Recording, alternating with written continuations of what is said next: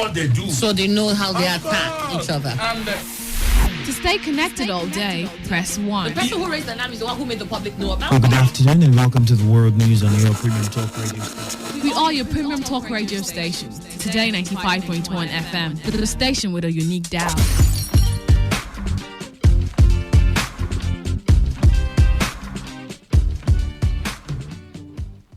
This is Today 95.1 FM, Port Harcourt, voice of the people. 95.1 FM, voice of the people. And we're back.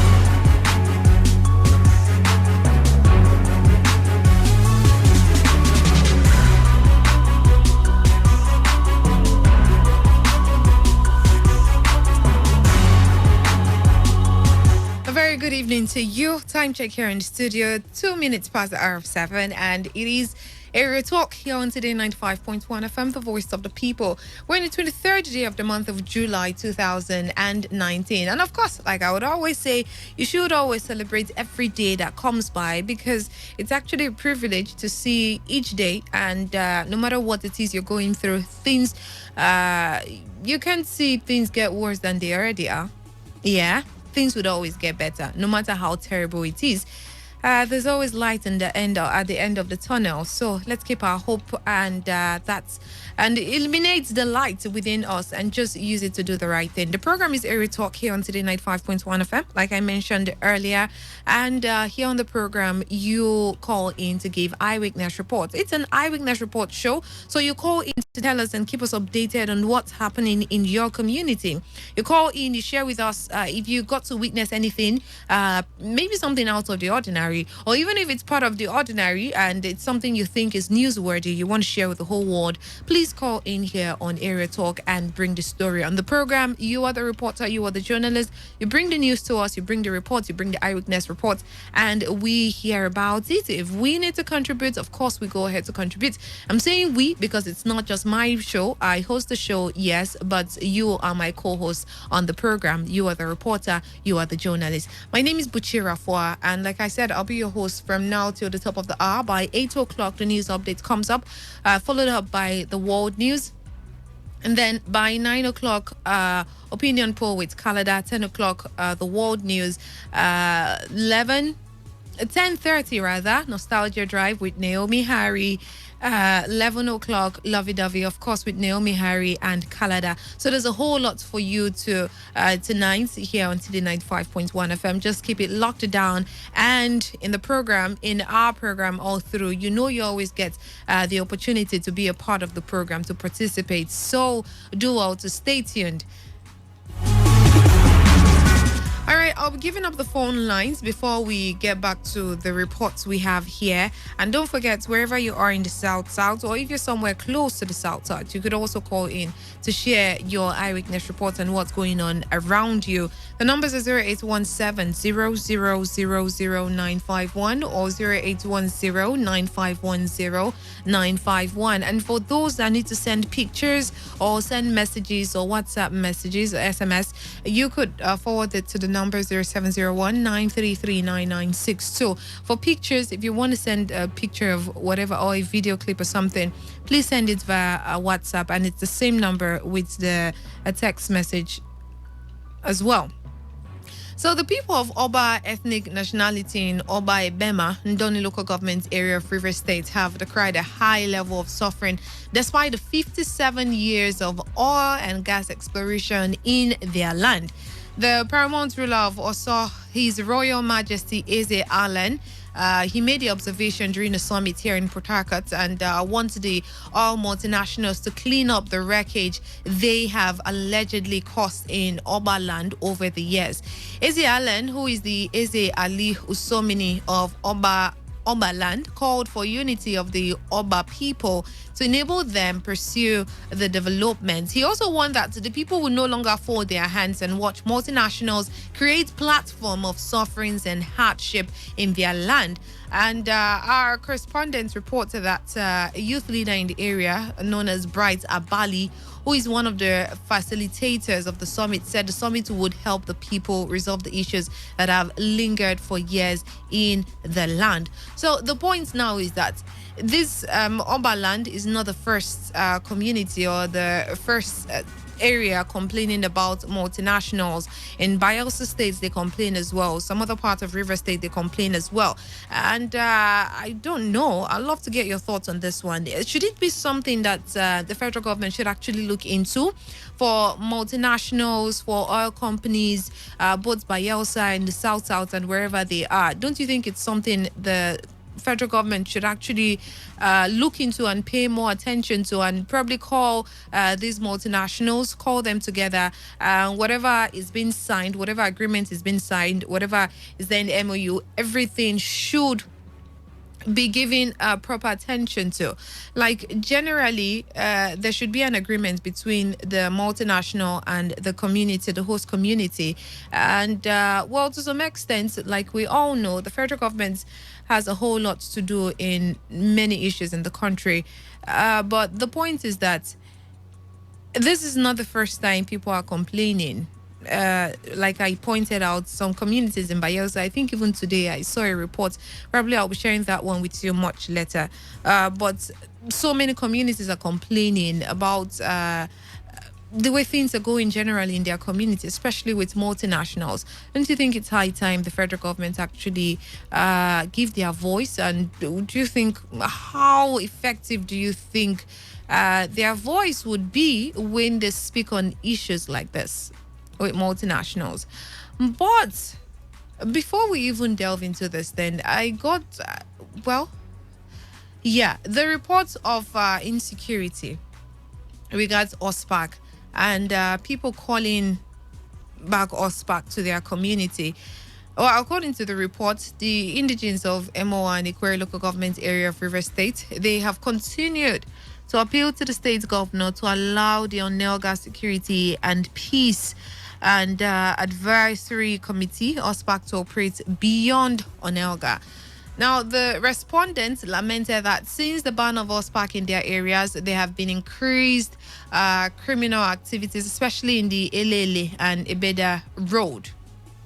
Now, this is Emoa and Ikwere. Some of them spoke to our correspondents, including one, Igwe Ubabi Sunday, and said they now live in constant fear of the unknown. I'd love you to take a listen to this, and I would also love you to take a listen to what I'll play next. Just listen to this one first. It's very, very terrible in my own community. So I want to appeal. It's an appeal.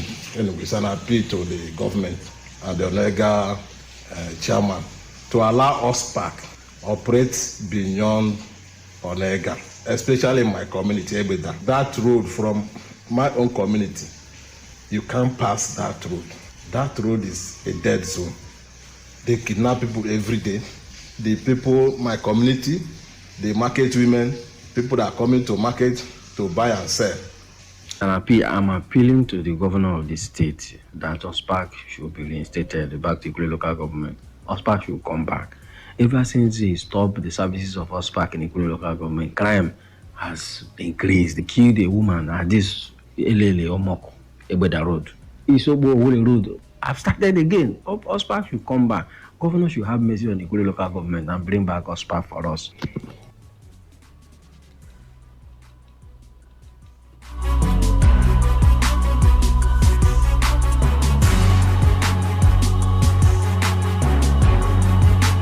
Well, that's the plea of the people pleading and requesting that OSPAC comes back to their local governments and to their communities.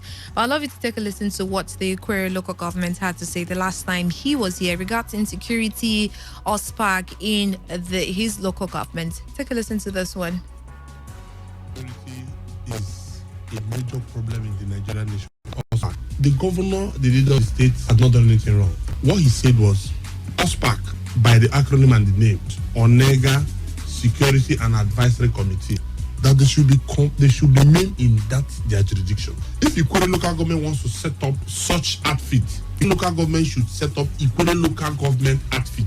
And there's nothing wrong Ikwere local government setting up the outfit and partnering with OSPAC, that of Onega. So the governor has said. And don't forget, the governor also said that when neighborhood watch comes on board, all these others should be absorbed. Listen, I'm the chairman of Ikwere local government. Sure. A lot is happening. And we will not, those are not the things we will say on air. Because those we are fighting are listening. There are things you should not say because you say that you're arming them. But let me assure you one thing. The Ikwere local government is taking the battle to them in the hideout now. I will show you pictures of a lot of actions. So I won't speak about them. See for yourself. Now, the security agents are now at the top of their game. If you say the governor said OSPAC should go back to go and stay in Onega, that is why it will be like nothing. No, it's not correct. Was invited to help Ikwere local government. Local government was fighting crime. What the governor has said was, these are security matters. The point you should know is that OSPAC is going to partner with other security agents and other outfits that are springing up in the various local government to make sure these criminals are tackled. Omademe is now a paradise compared to what we met it when we were elected. As we talk today, Omademe people will confirm to you. Omademe before now, there was no living soul in that community. Everybody was sacked. Their roads were impassable. Criminals and hoodlums took over the place. Chiefs don't go home. Houses were burnt. Boys are wearing light weapons, AK-47 and walking the streets. But today, that's not what we have. We have a community that has recognized them, giving them a befitting road, and the community has returned. People now go home and live a peaceful life. Omademe people are there. I challenge you, but you take your crew to Omademe, ask questions, and come back to the studio so that we interact.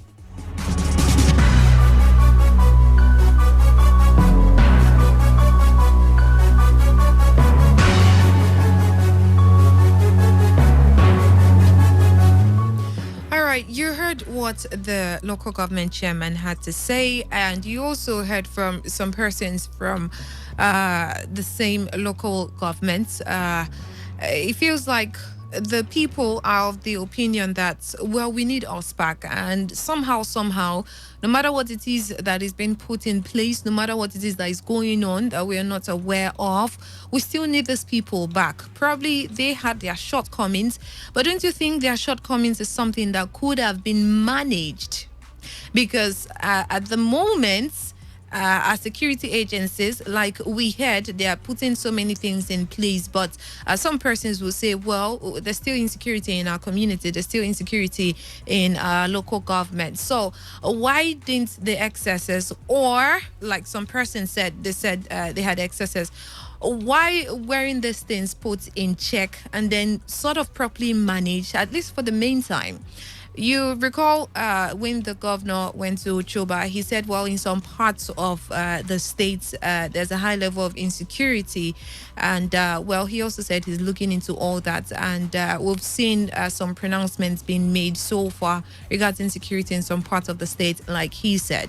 But the thing now is that so many persons are saying, well, as much as there were reports and some persons alleged that OSPAC are doing this. Some persons even said they're getting out of hand and the rest of it. The thing is, as at that time, when they were still around in many parts of the states, the level of insecurity was really, really low. Some parts of the states were like, well, we're back to like nothing ever happened. There was never insecurity. We're peaceful. We can sleep with our two eyes closed and everything is going smoothly for us. So at that point in time, when we noticed that there were some excesses that need to be checked, that need to be managed, that need to be put in check, why weren't they just managed, rather than just sending them out completely. These are what some persons have asked. But you heard what the Query local government chairman had to say, and I'd love to hear from those at Omadimi community. That day when he made that statement, someone sent in an SMS and was complaining that they were shooting sporadically overnight in that community. But the local government chairman said, well, compared to what it used to look like before, Omademe is really very peaceful. But would love to know what's happening in this local government and your thoughts regards bringing back OSPAC, like some persons are pleading. And, well, generally, what you think if OSPAC comes back? And don't forget, they said OSPAC would be like, what's the word? There's a word. It's not getting to my head right now. But when the security outfit is being set up, it's not like OSPAC is completely out. They can be merged into the security outfit. That was what was said. But I would really love to hear what you think. Even if they are merged into the security outfit, do you think they'll be as effective as they are being OSPAC? Your thoughts on this one. Meanwhile, there's been so many complaints, especially in this part, this East-West Road part, thanks to the flooding, thanks to so many things going on here. I'd love to hear from those persons doing business in this part and, in fact, in the states as a whole. Let's hear what business has been like this year, last year, this year. Let's know what business has been like for you, what your challenges are in your business place, if it's something that is booming or it's something that has gone down drastically wherever you are in the states or in the south region. We'd love to hear from you. Like I said, the numbers are 0817-0000951 or 0810-951-0951. You could send a text message or WhatsApp message and your pictures as well to the number 0701-933-9962. It's Area Talk. Let's hear from you. Good evening. Hello? Iwabrama, good evening. Yes. I beg, I am just begging the state governor, our governor, the Wednesday weekend. I am still begging him, let him remember our road. Anything what we will do, when the president know what the road, I still beg them, let them forgive us. If the rumor will have a King Jesus Christ and do all sorts of sin, let them forgive us.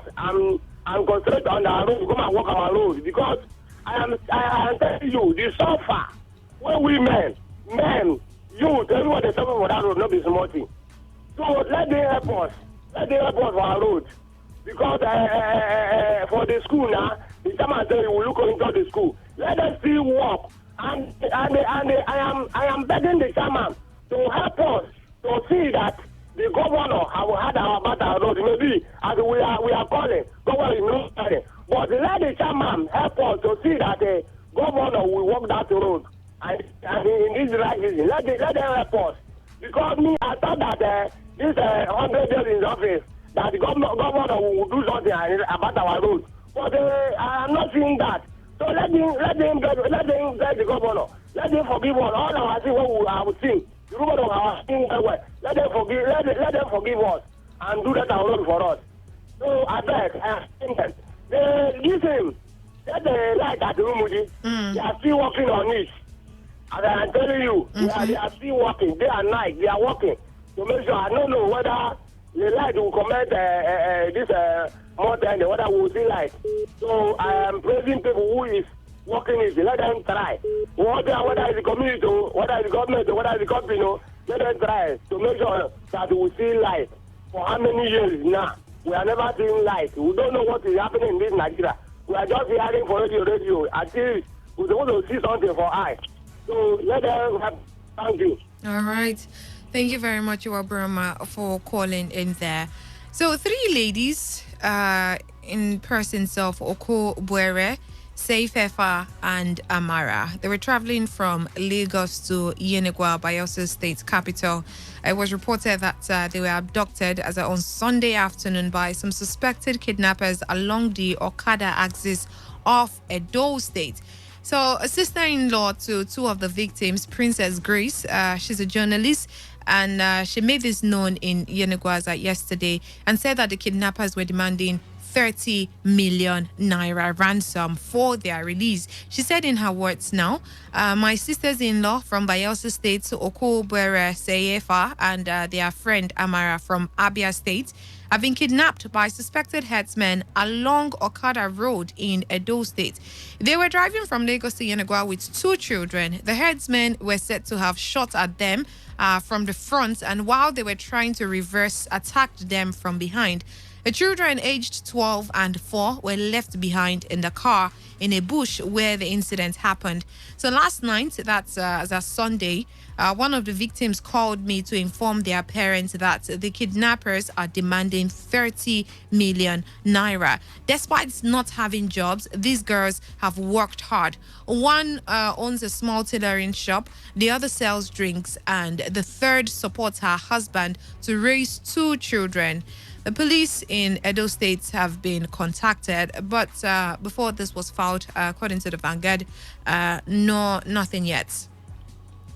Now, still the same issue of insecurity. That's Benin Lagos Road, Benin Ore. That side is something that I don't know. Do you think like a special force or special part of the security agency should be permanent on that road for those traveling from Benin to Lagos State? Because there's been so many reports along that road. Don't you think that somehow that place should be manned by some sort of special security agents? I don't know. I'd love to get your thoughts on this one, because there's been so many reports of attack, of kidnap, of so many things on that road. What do you think should be done regards that, just for the meantime, or even if it's temporary, even if it's something temporary that should be put in place to just at least minimize the rate of insecurity along that road? What do you think should be done? 95.1 FM. Good evening. Good evening, Buki. Welcome. Objective, where we're calling from back. It's good to hear from you today. Bushi, for me, let me go to the road concerning how to beef up security around there. If we still go by the normal way, the crude way of security system we're operating on, nothing serious will come out of it. You know that, Buchi, that a light, security light, this light that you see Governor Wike put around streets, can scare criminals if you have them along the road, highways. Okay. You have them. You also have this CCTV something around. This security around. Yes. Okay. I just tell you, you man certain security men where you have this CCTV camera, but the distance will be very far to capture incident happening within a certain location. It can also help. You understand? You think we can do that now? My sister, the thing is that our people are mismanaging, our leaders are mismanaging our resources. Look at money that are being recovered. If this money are being channeled to developing Nigeria, we would have even outgrown this crude security system we are running in Nigeria. So that's one way they should improve on modern security system, not this motto and this thing. You have in developed countries, somebody can stay in Nigeria here, you monitor the security in Bayelsa. You understand? Without calling what is happening? Hey, through this sensitivity and satellite security thing. Okay. Then the OSPAC issue. My sister, I don't know what our local government, chairman of some local government in River State are doing. That an OSPAC is from Omoko. What stops our own people from setting a seminar security outfit to tackle this thing? OSPAC was created by a particular local government. Do we need OSPAC in all the local governments? If they pull all of them out, how will their own local government be handled security-wise? So I'm calling on the local government chairman to train up people unless they have something hidden somewhere. But just a question now. As much as you are of the opinion that the local government, they should also set up their own group, don't you think that since OSPAC has proved effective even as at that point in time when other local governments were calling them to assist to manage security in their local government areas. We didn't hear any complaint from where OSPAC was from. Do you get what I'm saying? There was no complaint that security got worsened there because OSPAC has gone to other local governments. Now, if OSPAC can manage handling other local governments and also manage their place, is there anything wrong with that? No, there is nothing wrong. Since what I mean is that since their local government chairman said their services should be limited to their terrain, that our own people, instead of our people calling on police, calling on this, nothing stops us from fighting because the governor didn't ban it. Set up your own local government security. We believe they are doing things like that. But the question is, for the meantime, while you're setting up those security groups, why not just keep us back? So at least we know that something is on ground while you're cooking up something else. Which OSPAC has left our local government Ikwere for over 3 weeks now. You mean if you have something on ground, you cannot come up with that thing till now? I want you to understand that even when OSPAC was here, that when they were called back, certain persons were complaining in their local government that OSPAC has leveled that they work with certain people, that they are victimizing certain persons. I don't know whether your station carried it. So they are human beings, they are not perfect. What I'm saying is 3 weeks, 1 month to gone. No plan, no nothing. We are waiting for neighborhood watch. People are being killed. People should wake up to their responsibility and set up reasonable OSPAC has reasonable people. Unless our people are telling me here that their boys are those terrorizing and they don't want to bring them in, or they don't want people to go after them. If you have nothing in your cupboard, set up cool-headed people that OSPAC is not going with ordinary market. Spiritually, traditionally, they cook themselves. When they get the community, they go to, from information I got, they go to your shrine, they seek power, neutralize all those things. Those boys are buried. Where did you get this information from? I got this from somebody from Ndele told me that they went to their shrine, seek power, beg the deities, did certain sacrifices. They went after it because the boy is buried so many things. So if you don't neutralize it, you find out that they will shoot you and they will kill. You understand? But when you see these people, it doesn't enter. Let our people set up and empower cool-headed people. If these boys were the radicals, you will see them begin to call them, empower them, give them employment. Call cool-headed people that are ready to do this job, and you find out that it will be hit, it will be limited. Objective was from back. Let the chairman wake up to their responsibility. All right. Not looking for excuses from governor. Okay.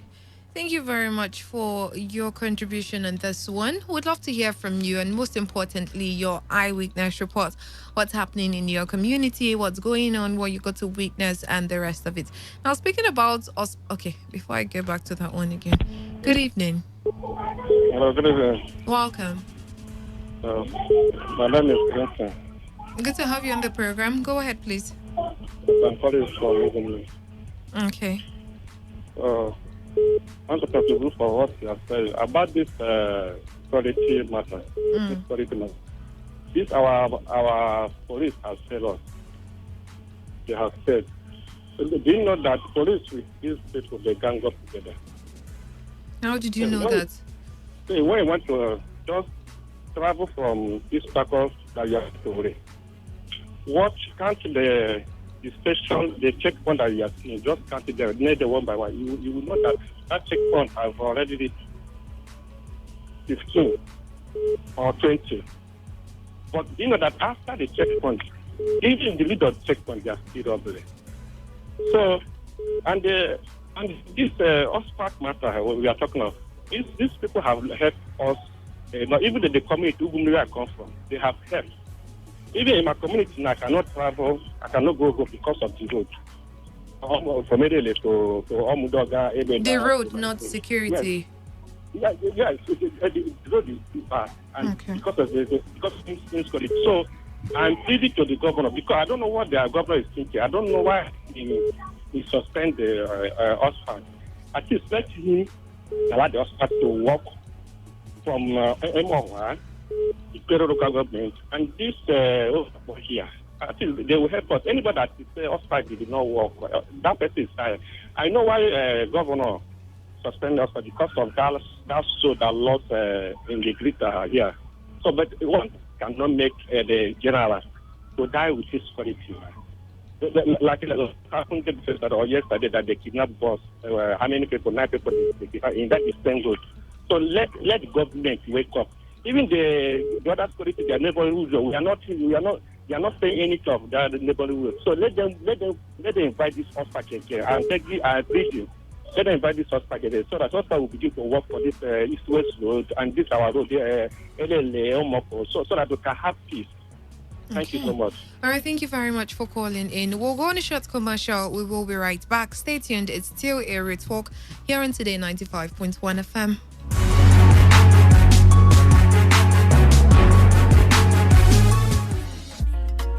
Akas, where you pack all these plenty loads they go with your family? They go Dubai.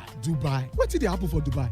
You never hear about Odibola Invest and Travel Promo? Odibola Invest and Travel Promo? Yes, so that one be say if you buy 5 plots of land for inside Odibola Quiet Heaven Layout Phase 2, you don't qualify instant to go Dubai with me. You mean say 5 plots of land? Me and my family, we don't see Dubai be that? Yes, so buy 5 plots for 1.5 million naira each. All expense paid. You not go pay 1 naira at all. And even you, if you buy 1 plot, you don't qualify for raffle draw to go Dubai with me and my family. All the experience now, me and your family go enjoy them together. Mudiaga.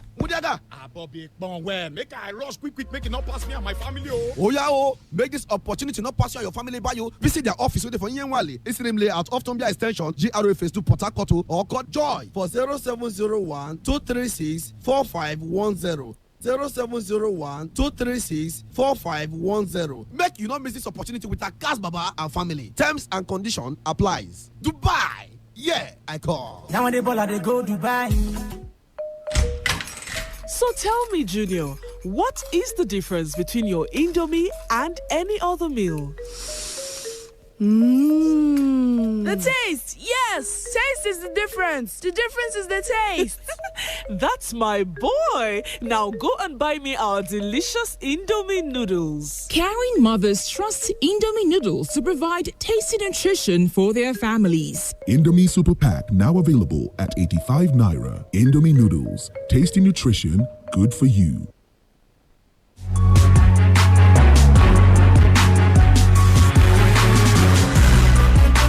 Welcome back to the program. It's still Area Talk here on Today 95.1 FM, the voice of the people. My name is Buchira Fwa, and you have been calling in to share your opinions, your reaction, and also your eyewitness reports on what's happening. And that's what we do here on Area Talk. Meanwhile, last caller was talking about the kidnap. It was reported that 3 days after a commercial bus with 20 occupants was hijacked along Owerri Port Harcourt Road by gunmen, the victims have remained in captivity. Our correspondents gather that a commercial bus that was traveling from Owerri to Port Harcourt was abducted around Elele Omurelu axis of Owerri Port Harcourt Express at about 9 a.m. on Saturday. So 2 commercial drivers, Martins and Dunjumbo, who ply the routes, told our correspondent that the kidnappers have demanded the ransom of 3 million naira for each of the victims. When our correspondent Uchendu Ejowo contacted the spokesman of River State Police Command, Nnamdi Omoni, he confirmed the incident and assured that men of the command were working seriously to rescue the victims unhurt. 95.1 FM, good evening. Good evening, my sister. JJ, welcome to the program. Thank you very much for welcoming me. Go ahead. Yes. The other day, I told you about Rumokoro and the job that was going on there by Julius Berger. So I know that it's soil test they were trying to do, but it include digging the ground with machine. They started the work from that. If you're going towards how would I call it now? Federal Government College, right, or Bodicam. Okay. That you get to UBA just directly on the UBA, the lane that is going towards Fumokuta. Okay. They've gotten what they want to get. But I expect that somebody that is within the industry, I expect that they have a cover to cover you. Hello? So my sister, are you hearing me? I just got you back. Okay, good. Now, my sister, the hole they created to get the sand they will use for the soil test is not covered. And as far as I'm concerned, it's not a welcome development at all. They are supposed to have what they use to cover that place because that hole can take a child's leg. So I am calling on them to come back and cover that hole so that nobody shout at I know at the end of the day. And I was on OGR, over the weekend. I heard the other time that some churches went there, the manhole, they were doing man's day and all those stuff, Father's Day, and they covered some of the manholes. But I tell you, I did not see any manhole that was covered. Really? And there are other areas too around the artillery, old About Road area too, that the manhole has been removed. Those ones are as big as anything, anybody can fall inside. So it's an accident waiting to happen. But on the Ospark issue, my sister Bushi, in the afternoon we discussed this with, is it Kalada? No, with, Andrew. Andrew, yeah. And I told Andrew that Ospark should stay back in their local government. They don't, these people that are calling them right now, they don't deserve the type of help that Ospark was coming to help them. Bushi, you can remember the other time we call, Ospark is parking people from drinking bar. Oh, they ask them to pay money. Our people say something. That when you're using the knife, when you're using knife, the knife head break off, right? So you're now using that half knife. You will not know how important it is until you don't see the knife at all. That is the problem the people have right now. When Ospark was there is no light they did not blow. And I asked myself, how will these people save from this whole situation? Army came, people protested in somewhere around, I won't mention any name. Oh, we don't want army, even though they kill 40 people, we don't want army left. Oh, Operation End SARS. Oh, Operation End Man of War. Oh, Operation End Police. Even the Ospark, they would have assisted to clean out those boys. What did they do? They push them away, protested, they kill our brother, they do this, they do that. At the end of the day, they are back to their place. They are not having any problem. So what they sit back to do now is, whatever coming is supposed to come to your place, they say your place is not safe, and Ospark will collect it and begin to make money for their people. How about that? So as far as I'm concerned, if they cannot improvise to fight their own brother, the lion that they've helped to breed that is strong, that is eating them up now, they should be whatever that comes out of it, because the guys have come to help you, but you were not helpable. Complaints everywhere. Oh, they took money. Oh, they did this. Oh, they kill brother. Oh, they kill sister. Oh, they rape our women. Ospark has become the new devil. Please, Victor Odili, tell your men to guide your place. Anything you have, give them. If you have bungati, you give them, they will eat gari and guide your place very well. Thank you very much. All right, thank you very much, JJ, for your contribution on that issue and also your eyewitness reports. Let's take some messages from the text message portal. This one says, Buchi, my area report is on girls' school, Ahuda, UB section. I paid 1,000 naira for my child in class JSS2 for the third term exams. This was before the governor abolished illegal levies in schools. The principal did not refund the money, neither did she type the question papers. More painful is that my child was not issued any results this term. Okay, I was going to take that call, but I'm sorry I missed it. So you could do all to call back. Now, this issue of levies, illegal levies in schools and the rest, I think this is another thing the governor should actually come out to say something on. He already said something, and so far it feels like some schools, according to the report, some schools are acting completely the contrary of what the governor himself had to say. 95.1 FM, good evening. Good evening, Buchi. Welcome. Go ahead, please. Yeah, so much interested on the issue you are discussing this letter about this Ospark of it. All right, go ahead, please. So, Buchi, I like the last caller said, JAJ. Despite sometimes I don't like the way he sounds, but this night I really welcome the way he sounds. When they make this OSPAC moreover in Ikwere local government, only that name alone, OSPAC, which I'm telling you, everybody, you can even leave your house open and sleep. But I'm trying to tell you the reality that those people who have been saying that OSPAC did this, OSPAC did that, OSPAC did that, and like as I'm speaking with you and I'm in my house, I have to lower my voice because you don't know who is who. Okay. The issue is that I'm just telling you the truth, my sister. You cannot sleep kidnapping every day. They can even kidnap somebody selling granite to demand them for 5,000 naira. They will kidnap them, will rape. And the people who have been complaining about that OSPAC are doing this and doing that is those people that are involved in all these acts. Puchi, unless governor has something to do with all these boys, that's why you don't want OSPAC to work in the local government. I don't understand. Where did you get that one from? No, it's just the way you just decide to ask OSPAC to leave, that they have worked behind the boundary. I don't just get it, my sister. Well, I'm sure whatever Because decision he's making it with the mindset that that's what is actually good for the people. Even if some persons are complaining that at least you should have heard from the people first. Which, my sister, do you know how many people in the government house, army, police, guiding governor alone? Can I be able to tell me? You and I, who is guiding us? Nobody. It's only God in heaven. We only depend on God. Our country should guide us. Our country. You said our country. Then where are they? If governor can have no less than about 10 or 15 police personnel guiding him, how many are going to guide the rest of the people? How many police personnel or army do we have in Nigeria? But let's tell us ourselves. Even if they assign one to you and something happens to you, won't you by yourself say is that person they assigned to you? But it's not possible to sign one for me. Yeah, I know it's not possible. But the truth is that when this thing works like this, we will say this one. When it works like this, we will still complain. When it works like this, we will still complain. My sister, I know that nobody can please the world and nobody is perfect. We are human beings.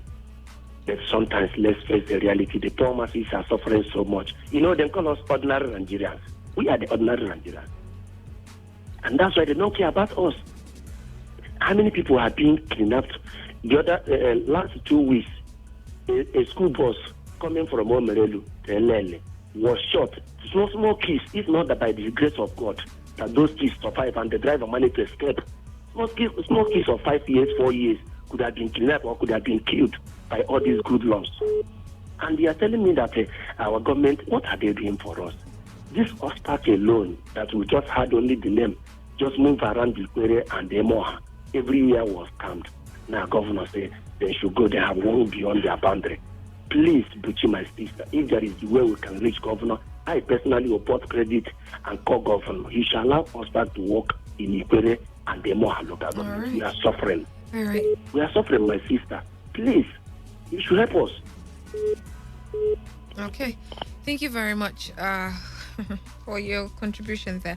This person says, good evening, presenter. My area talk is Internal Road in Omerelu. When rain fell, the road became flooded. When you see Omerelu Internal Road, you will pity it. Please let the government help. My name is Audu. Audu, thank you very much for this one. Good evening. Good evening. Good evening to you. Emenike. Well, very well, thank you. Yeah, so would you just saying that the power that lays the golden egg? Okay. Say I traveled to Igbo in a local government. So I decided to, after finishing what I have to start, I decided to follow this route from Jokota to Obibo S. Because somebody called yesterday, one Emeka from the Kuringo, called yesterday about the condition of Jokota, the Kuringo and the Umebu. So I decided to go and see that place by myself. Good. Some people are suffering.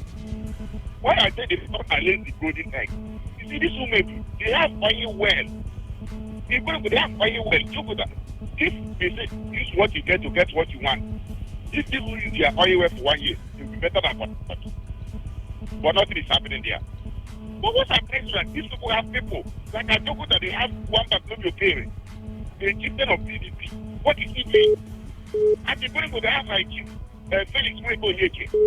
who is aspiring as a Orisha Agro of Igbo clan. What is he doing?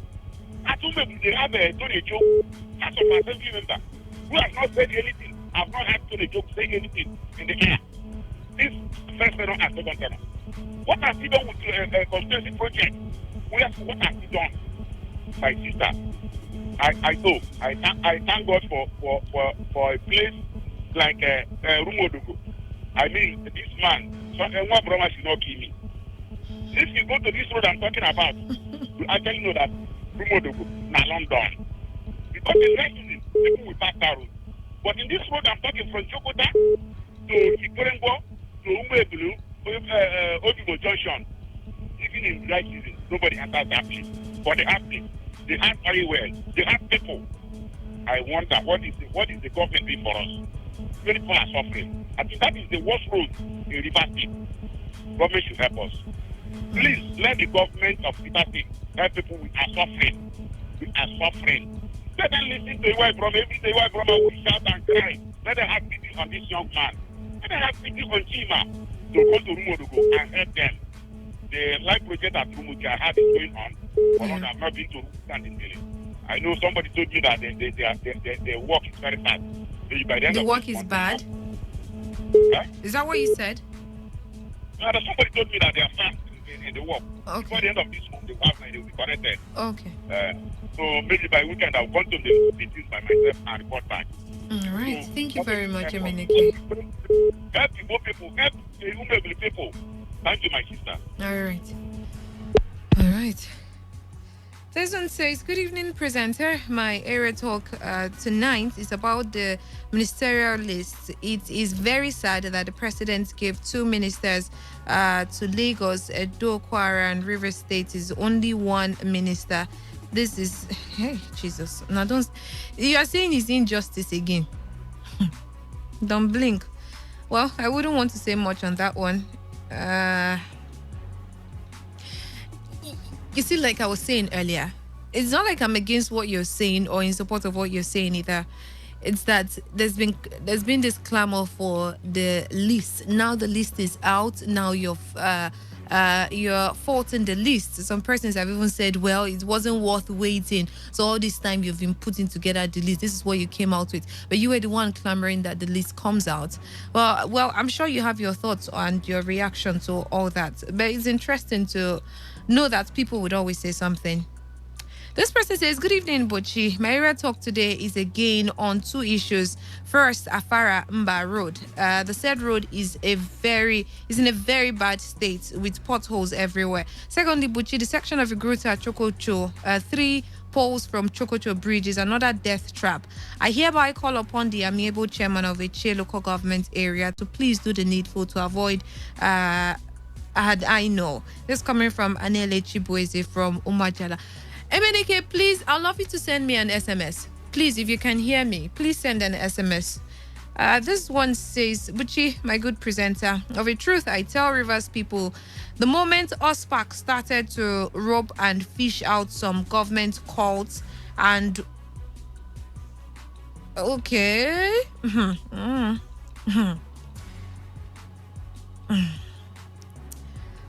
Okay. Kalabo, thank you very much for these, your thoughts. But it's really strong. Your accusations here are very, very strong. This one says, Buchi, I am DJ Jeff. Tell Iwa Brahma to mobilize the chiefs, elders, children, even the old men and women in Rumodogo to march to government house and cry to the governor. All right, that's what Jeff thinks will be the way out. This one says, my area report is an appeal to the current management team of NDDC, led by acting MD Professor Brambaifa, to support PhD students. All right, I'll get back to this one.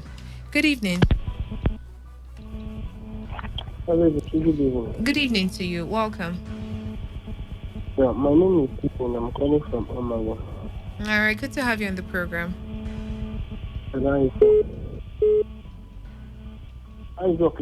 It's going well, thank God. Okay, actually, I want to talk about him based on our location. So the last time our chairman was up here, I was listening to him. So, do more light on the light So I was still like asking him, and I also like to plead on at least you should talk to the governor of Rivers things of our life because this is very, very difficult. Number one here because the place there is no light. There must be a place. There will not be improvement in it. Okay. Even people to take store, they can't take, and all of the insecurity between the place there is no light. So I want to take on him. We should talk to the governor because the governor was here in terms of elections to campaign for us, and you know how Omagwa is for us. We can talk to him about our elections. I think I'm here. All right.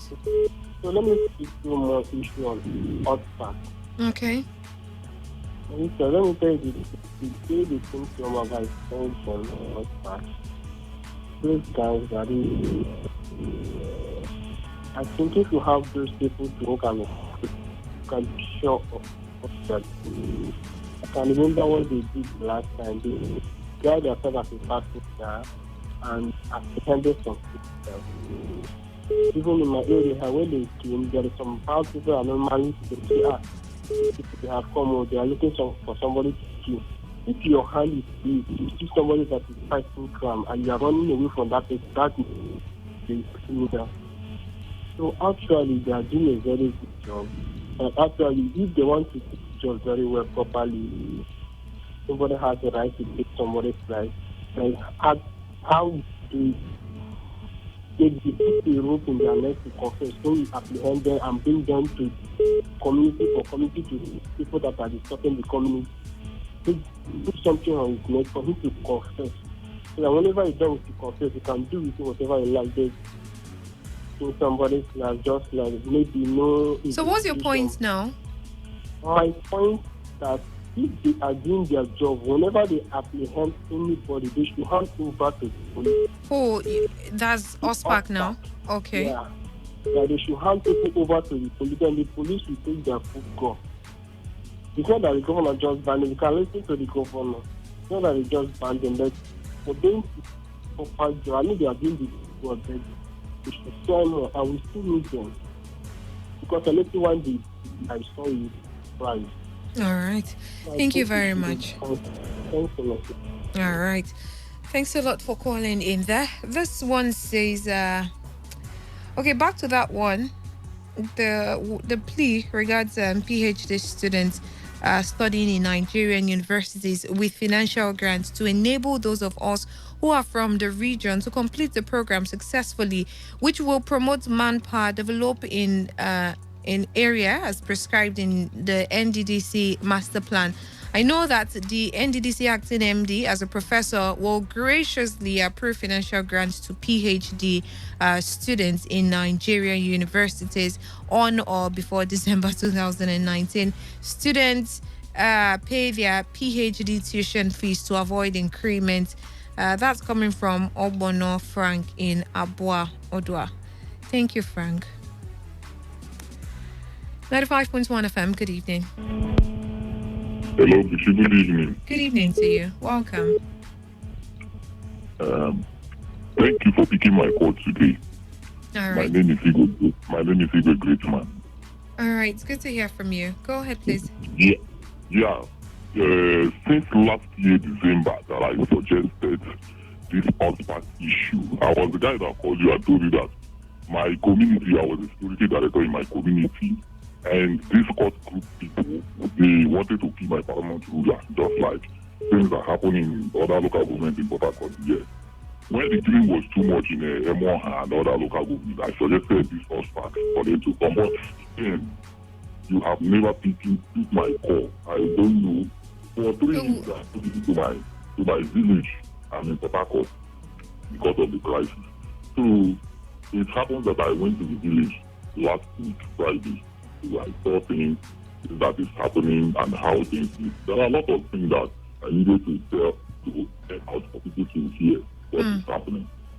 Since the hotspot came to Port Harcourt and they have been doing the job, but some people we are calling, let them go back. It was the same people that went to governor and told governor that hotspot is killing enough people. They should go. So I will tell you that Ospak, as I went home, I saw which people, some of the people that were Afghan, some people that were Greenlander, some Viking, clansmen that were Ospak, adding to the neutral bodies. So we cannot fight these people without using their members. So, all the same, if Ospak is doing the job in Omok, as I went there, so people have not yet come back fully. Some of them are gradually, we are just like that. But we are trying. Now, what I wanted to suggest to other local governments is that they should be calling Ospak to come back to their own local government. Rather, they should go to the Omok and the Lias with them. They can tell them how they will do it and become maybe they can name their local government what they want to name it. Then in conjunction with this neighborhood watch that we want to raise up. Because I just find it that the guns they are carrying, they are not sure those guns are So wait, what exactly are you saying now? Are you saying? Now what I'm saying is they should go to Omok and Lias with those people that are Ospak, then come back to Port Harcourt and the men to meet so that they can join hands together and raise the neighborhood war so that then we know that what we are fighting. These people are complaining that the Ospak is killing people, just they don't have right to kill people, at least they should know what to do. Because I have been hearing things. So you personally now, what do you think? Yeah, my suggestion, that is why I've been calling. So you haven't been picking my call. I wouldn't know you were calling because I don't get to see numbers. I'm sorry about that. But go ahead. Okay, I suggest that they should go and meet with them, discuss with them. The same winch that they chop that the drum cannot enter them. They should bring out their people for them to give them the same thing. Let them come back. Then and go to Governor Wike, Lias with him, let the neighborhood watch. Let them join with the neighborhood watch so that the security will now be that the state is aware. Because it has seen that Governor Wike is not aware of what is happening in Omega. That is why he sent them back. Not that Ospak is not doing a good job. They are doing a good job. But since I went village on that Friday, I saw things on myself too. But it is saddening what is happening here in Port Harcourt. Since they think they can't pressure down, but as they just left, killing started. I heard that they killed somebody. What you say is your name again, please? I think it's Igwe Great Man. I told you my grandfather gave to the ears where they are putting gas plant in my own village. Okay. I was speaking with you on that. Your village, please.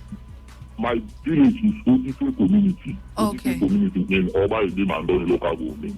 Okay. I'm a known person as I'm speaking with you. So many people that are listening to this program, they expect to hear from me because they call me, they tell me things that is happening. But I went to the village to see it by myself.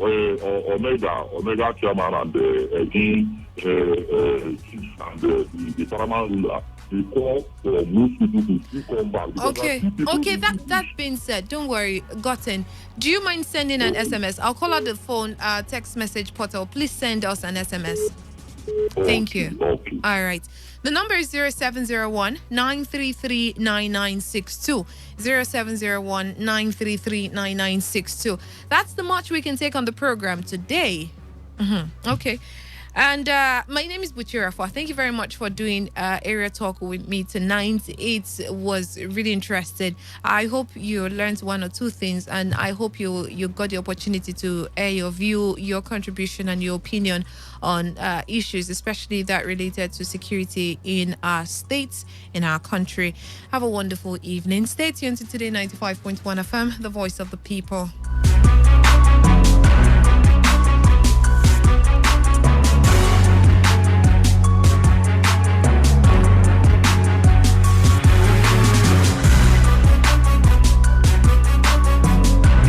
Today 95.1 FM, Port Harcourt, voice of the people.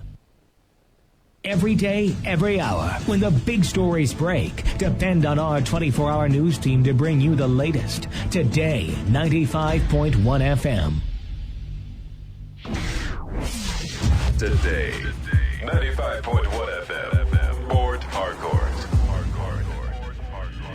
News update.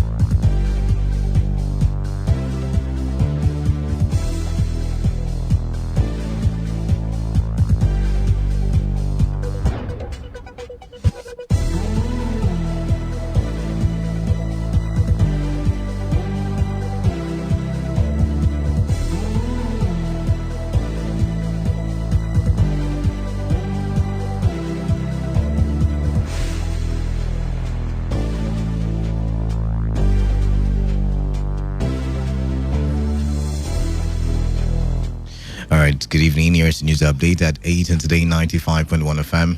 Port Harcourt. I am Kala Dakuribatsbo. The people of Ogba ethnic nationality in Ogba Egbamined and the local government area of River State have decried the high level of suffering despite the 57 years of oil and gas exploration in their land. The paramount ruler of also His Royal Majesty Eze Allen, who made the observation during the summit in Port Harcourt, wants the oil multinationals to clean up the wreckage they have allegedly caused in the Ogba land over the years. Eze Allen, who is the Eze Ali Usomini of Ogba land, called for unity of the Ogba people to enable them pursue the development. He also warned that the people will no longer fold their hands and watch multinationals create platform of sufferings and hardship in their land. Our correspondent reports that a leader in the area, Bright Agbali, who is one of the facilitators of the summit, said the summit would help the people resolve the issues that have lingered for years in the land. We agreed that people that have oil and gas exploration and doing exploitation in our land, they should now be ready because we have realized that our 57 years of producing oil and gas, we have not fared well. Everything is still underdeveloped.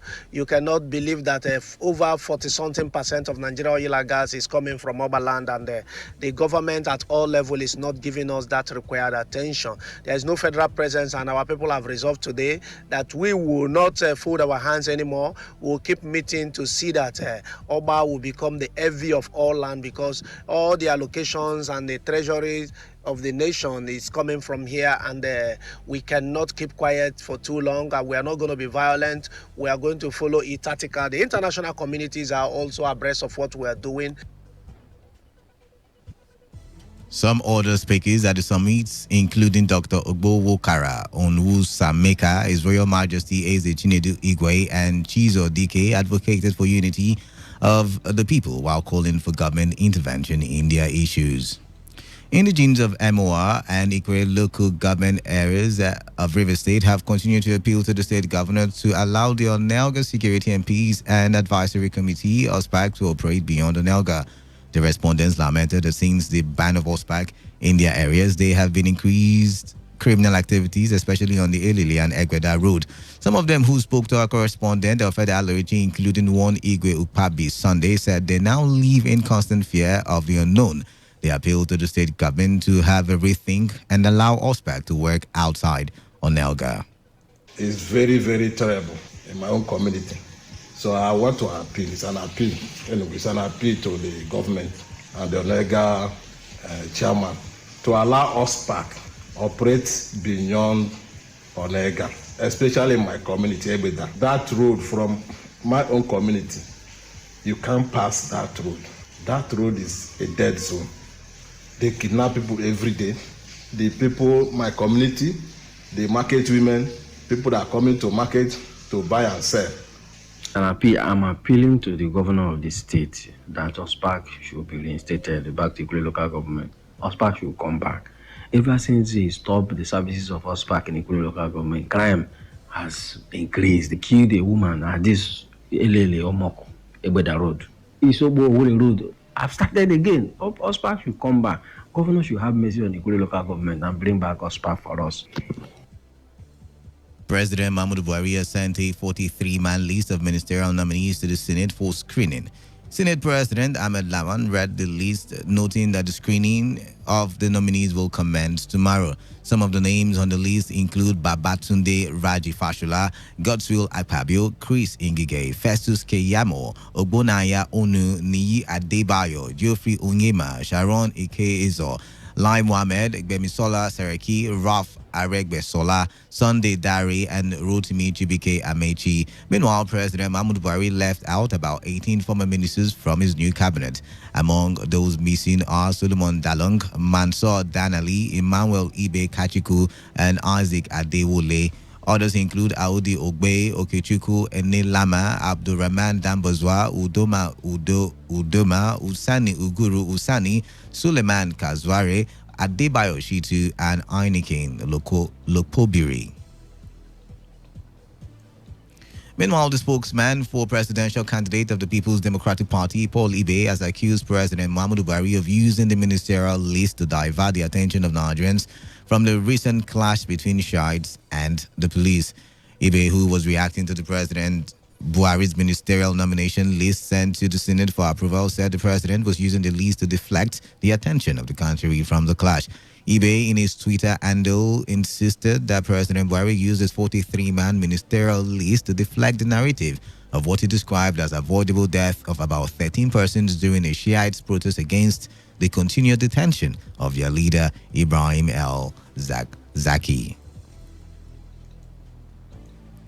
The Senate have resolved to invite the Minister of Petroleum Resources and Group Managing Director of the Nigerian National Petroleum Corporation (NNPC), Mele Kolo Kyari, over the status of refineries in the country. The upper chamber mandated its Petroleum Committee downstream and upstream, when constituted, to invite the Minister and NNPC GMD to brief it on the status of existing refineries, including the status of newly licensed modular refineries in the country.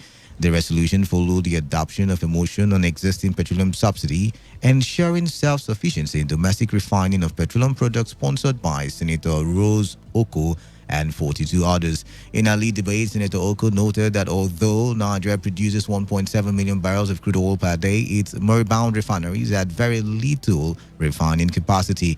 The Cross River North senator said that the country imports roughly 90% of its fuel, which negates much of the benefits accruing to oil-producing countries from high crude prices. She lamented that despite the resources spent on turnaround maintenance, none of the NNPC's 4 refineries functions up to 50% of their combined capacity of 445,000 barrels per day, noting that the objective of modular refineries was to overcome the huge capital requirement that impede establishment and maintenance of large-scale refineries. Also, the Senate has announced the postponement of its annual recess for 1 week to enable members to screen the ministerial nominees whose names have been forwarded to the Red Chamber by President Muhammadu Buhari. The annual recess was initially billed to start on Thursday. The chairman, Senate Ad hoc Committee on Media and Public Affairs, Senator Adedayo Adeyeye, stated this while addressing journalists today. Adeyeye added that the Senate would start the screening tomorrow.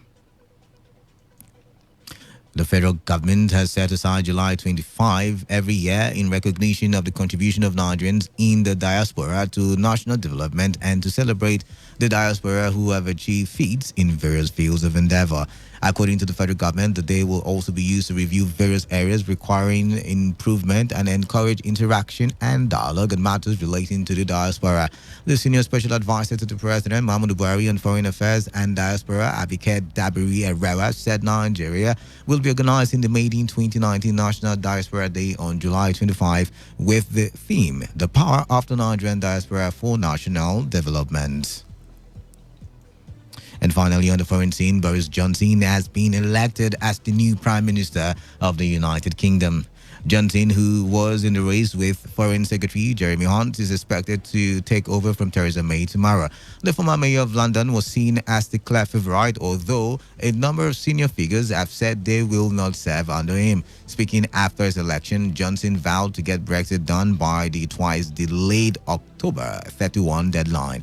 And that's the size of the news update at 8. Thank you for listening. I am Kala Dakoru Batbo. Good evening and stay tuned to Today 95.1 FM. The World Today is up next.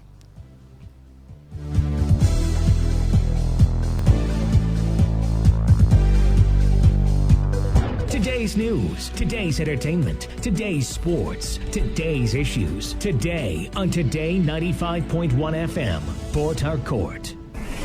This is Today 95.1 FM. To copy this tune, press 9. This is Today 95.1 FM. For current news and information, press 5. They are politicians, all of them. They know what they do. So they know how they attack each other. To stay connected all day, press 1. The person who raised the alarm is the one who made the public know about it. Good afternoon and welcome to the World News on your premium talk radio station. We are your premium talk radio station. Today 95.1 FM, the station with a unique dial.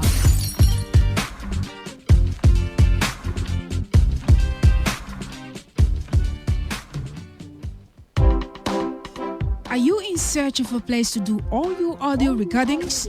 From jingle, documentaries, church messages, and lots more. Are you in search of a platform to give your business maximum exposure? Look no further. Come advertise with Today FM. With our unbeatable reach, we'll give your business the boost it so dearly needs. Visit us now at number 1 Today FM Drive off East West Road, Rumekini, Port Harcourt. Whatever the business is, we'll give it a voice. I'm T-Range calling from Imo State. My name is White, calling from Bayelsa. Hello, yes, this is Udwa calling from Akwa Ibom. My name is John, calling from Obaka. Shamaka calling from Abia. This is Toya calling from Bayelsa. I'm Divine, calling from Port Harcourt. With over 8 million listeners glued to this dial, why not take advantage? Showcase your product and services to the world with rates that wouldn't break your back. Visit us at number 1 Today FM Drive off East West Road, Rumekini, Port Harcourt, or our city office, 21 Orobom Crescent, GRA Phase 2, Port Harcourt. Give us a call today on 0803 35 57 986 or 0810 128 2937. We are your number 1 talk radio station. Today, 95.1 FM, voice of the people.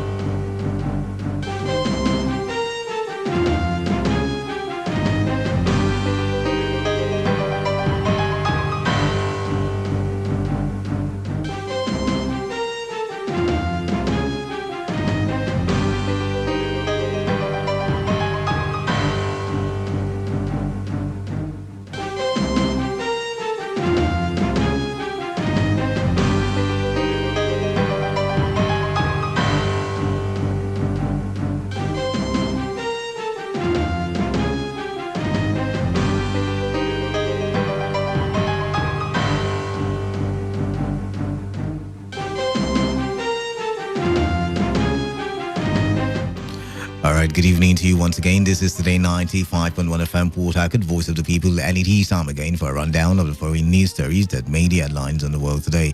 In our package tonight, the ROC's health minister quits over government handling of Ebola. Kenyan Finance Minister Henry Rotich denies corruption charges. U.S. expands powers to deport migrants without going to courts. South Korea fires a warning shot at Russian military aircraft. I am Buchira Fwa. And I am Kala Da Kurubatbo. Ethiopia has announced the soldiers and federal police will take over security in restive southern region following days of violence that has left at least 18 people dead. The unrest stemmed from efforts by the Sidama ethnic group, the largest in the southern region, to establish a new semi-autonomous state, a project that has put them on a collision course with the government of Prime Minister Abiy Ahmed. Protests erupted last week as Sidama activists sought to declare their own territory separate from the diverse southern nations, nationalities, and peoples region. Ethiopia is already partitioned into 9 semi-autonomous regions. The constitution requires the government to organize a referendum for any ethnic group that wants to form a new entity within a year of them requesting it. Democratic Republic of Congo's health minister resigned in protest after being stripped of responsibility for managing the country's Ebola outbreak by the presidency. In a resignation letter posted on his Twitter account on Monday, Oli Ilunga Kalenga decried. Ilunga's move came after DRC President Felix Tshisekedi's office announced on Saturday it was assigning responsibility for the response to a multidisciplinary team that would report directly to Tshisekedi. Ilunga said his resignation as Minister of Health is as a result of the decision of the President's office to place the response to the Ebola outbreak under the President's direct supervision. And in South Sudan's President Salva Kiir has banned anyone from signing singing the national anthem unless he is present. The Minister of Information, Michael McCoy, said different leaders and institutions were playing the anthem at whim, which was an abuse of the national tune written shortly before independence in 2011. McCoy said that with the exception of South Sudan's embassies, which represent the president, and schools where children are taught the anthem, no one was allowed to sing the song in Kiir's absence. The minister said that military leaders have also been banned from addressing the public when in uniform. McCoy also warned that whoever violates the law would face a punishment. He did not give details on what the punishment would be if the orders are not followed. What an interesting story. Very exciting. All right, then. Kenya's finance minister has pleaded not guilty to charges of corruption in court after spending the night in police custody.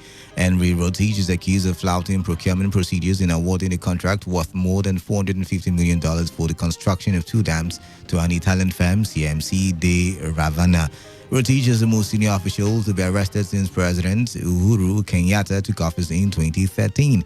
It is unclear whether the finance minister will remain in office. Kenyatta said in April that officials charged with corruption should resign. Rotich surrendered to police after Kenya's chief prosecutor Nordin Aji ordered his arrest. The chief prosecutor also called for the arrest of more than 20 other officials and directors of CMC de Ravana.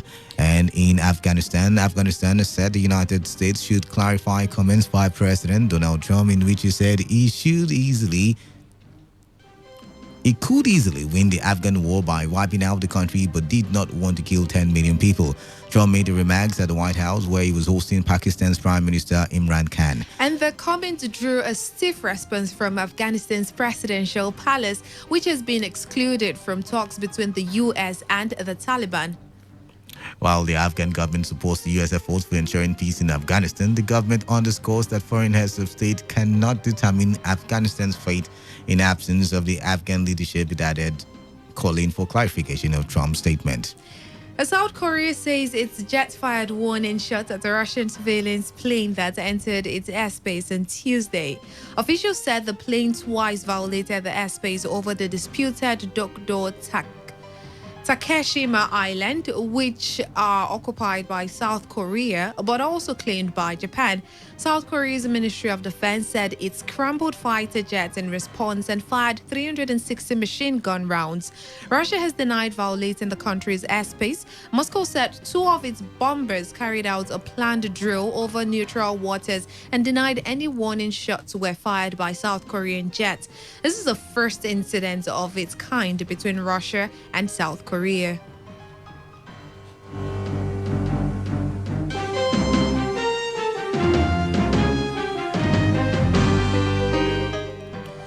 And in Russia, a prominent lesbian, gay, bisexual, transgender rights campaigner has been found dead with multiple stab wounds and signs of strangulation in the Russian city of St. Petersburg. The body of a 41-year-old woman was found in bushes near her home in the city on Sunday, local police said. Relatives and friends later named the victim as Yelena Grigorieva, Russian news website reports. Grigorieva, who had reportedly received death threats, regularly campaigned for human rights in Russia. Police have not confirmed the reports of the death threats, and it is not clear if the attack was linked to her activism. A suspect has been detained in connection with her murder, according to report. Along with campaigning for LGBT rights, Grigorieva also demonstrated against Russia's annexation of Ukraine's Crimea Peninsula, the ill treatment of prisoners, and a number of other human rights causes. The United States government is introducing a new fast-track deportation process that will bypass immigration courts. Under the new rules, migrants who cannot prove they have been in the U.S. continuously for more than 2 years can be immediately deported. Until now, expedited deportations could only be applied to those detained near the border who had been in the U.S. for less than 2 weeks. Rights groups say hundreds of thousands of people could be affected. The American Civil Liberties Union, ACLU, says it will challenge the policy in court. A new rule is expected to be implemented with immediate effect after it is published on Tuesday. U.S. immigration policy has come under increasing scrutiny in recent months, in particular the conditions at the country's detention centers on the southern border with Mexico. Kevin McClennan, acting Secretary of Homeland Security, said the change was a necessary response to the ongoing immigration crisis and would help to relieve the burden on courts and detention centers.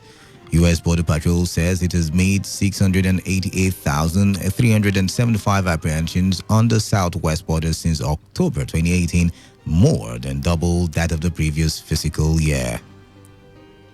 Boris Johnson has been elected leader of the United Kingdom's Conservative Party and, by default, the country's next prime minister. The Brexit hardliner, a former London mayor, on Tuesday won the votes of 92,153 members of the ruling party, while his rival Foreign Minister Jeremy Hunt won 46,656.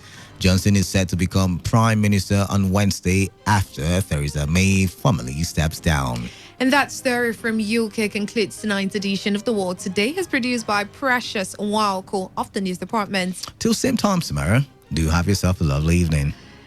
He is Kala Dakuribatsbo. And I am Buchira for the Stay Tuned.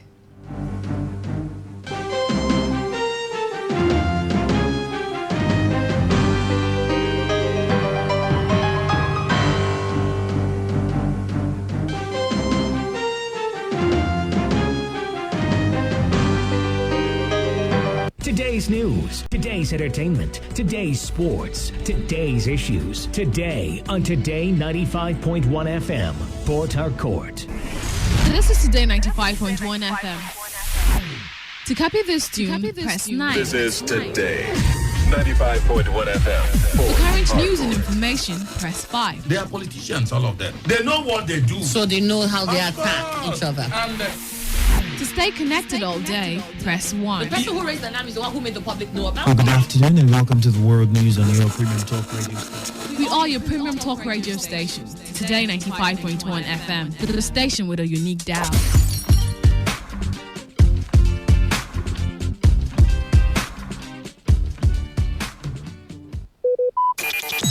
Talk radio. I listen to a lot of talk radio. 95.1 FM.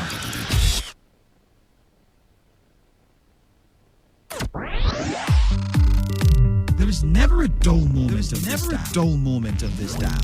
But let's get on now to what is happening here in Nigeria. In the southwest, we have 136, south 131, southeast 30. I'm not talking about the ones that died months ago. And Mr. President is busy traveling. The foundation in this democratic era we're experiencing today, honestly, believe me, the person who soiled it is Obasanjo. At the time he was tearing his party card, I was very ashamed. He didn't notice that he was tearing himself. How long will you keep on complaining? We keep you informed, thrilled, and inspired. I need to select. I like every kind of woman. But man, light skin does it for me. No, I'm not racist. That's what I'm saying. I could take anybody. You know what I'm saying? We are your premium talk, news, and sports radio. Today, 95.1 FM. Don't touch that dial. Alright. We've got to go. It's 11:31. This is Today.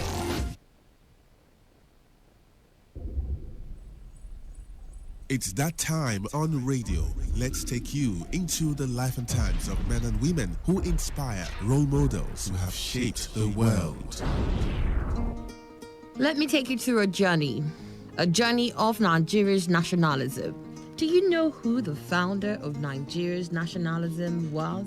He's sometimes acclaimed as the Gandhi of West Africa. He was a man of many parts, a civil engineer, a surveyor by training, a civil servant, a politician, an editor, a journalist, an accomplished violinist, a historian, and wait for it, an ex-convict.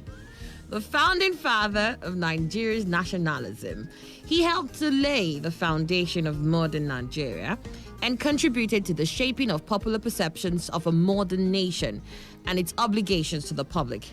In addition, he maintained an abiding interest in the history and concerns of black people throughout the world. Herbert Olayinka Samuel Healers Badmus Macaulay. That's a mouthful, right? He was born in Lagos on the 14th of November 1864 to Thomas Babington Macaulay and Abigail Crowther, children of people captured from what is now present-day Nigeria and resettled in Sierra Leone by the British West African Squadron and eventual returnees to Nigeria. Thomas Babington Macaulay was one of the sons of Ojo Oraire, while Abigail Crowther was the daughter of Bishop Samuel Ajayi Crowther, a descendant of King Abiodun. Thomas Babington Macaulay was the founder of the first secondary school in Nigeria, the CMS Grammar School, Lagos, between 1869 and 1877. Macaulay attended Breadfruit School, Lagos, and Faji School, Lagos, for his elementary education from 1877 to October 1880. He attended CMS Grammar School, Lagos, for his secondary school after going to a Christian missionary school. From childhood, young Herbert Macaulay learned the importance of a sound education, patriotism, and of course Christian values. However, his grandparents and parents also believed in the importance of indigenous Yoruba cultural values and of working within the larger culture around them. Like many later Pan-Africanists, they advocated the intelligent selection of progressive values and institutions from westernized Christianity and African society. Coming from such a family, he must have experienced a lot of pressure to enter the clergy, but he rejected this career in favor of a more worldly career. He took a job as a clerk at the Lagos Department of Public Works in 1881. In July 1890, the government sent him abroad for further training under G.D. Bellamy of Plymouth. 3 years later, he qualified as a civil engineer, the first Nigerian in this profession.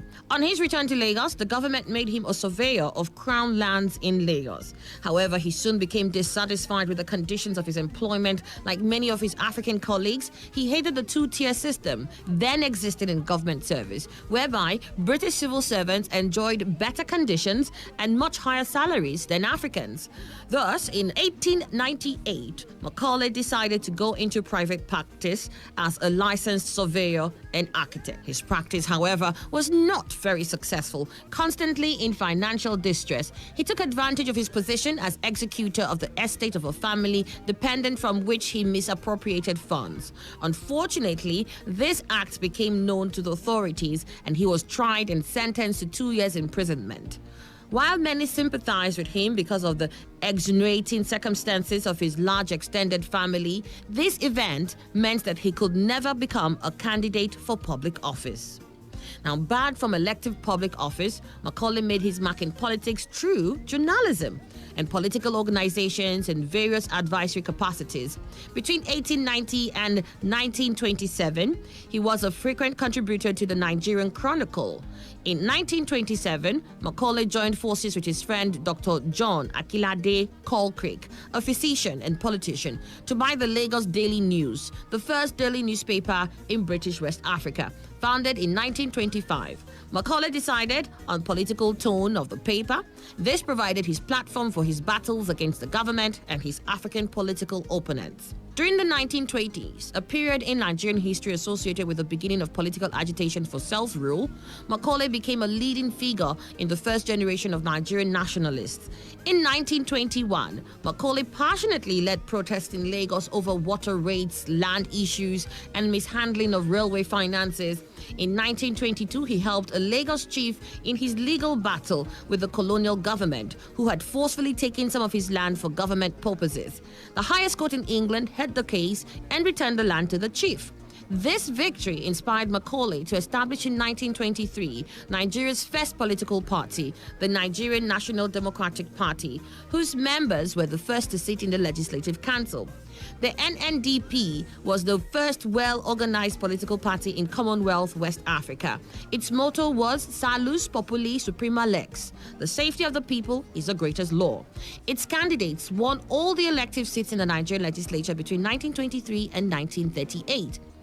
For fear that government might take action against him, Macaulay refused to hold any party office until 1930s. But in Lagos, There was no doubt that he was the driving force and real power behind the scenes. He maintained close ties with the first executive councils and was always present at NNDP public meetings.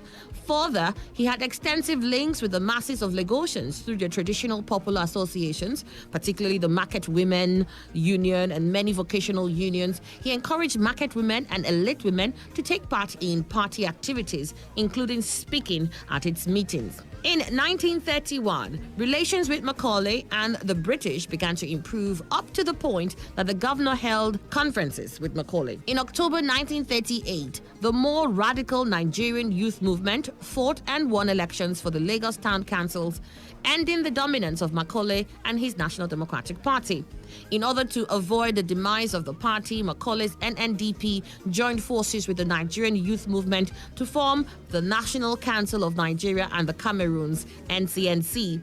The NCNC, led by Macaulay, was not set out to be a political party. It was more of a nationalist organization designed to advocate for an independent Nigeria. In August 1944, however, he saw the leadership and strategy of the National Council of Nigeria and Cameroons, NCNC, offered brilliant prospects in the struggle for self-government. Although many of his colleagues in the NNDP executive disagreed with him, he carried the day when he threatened to resign if they did not agree to enter into a coalition of interest groups. Nnamdi Azikiwe, the dynamic leader of the NCNC then, capitalized on Macaulay's decision to join the party. At this time, Macaulay was 80 years old, but still appeared physically strong and mentally alert. But his insistence in undertaking a strenuous campaign against the constitutional proposals of 1945 proposed by Governor Richards taxed his strength. While on the national tour, he suffered an acute attack of rheumatism and was forced to return to Lagos, where he died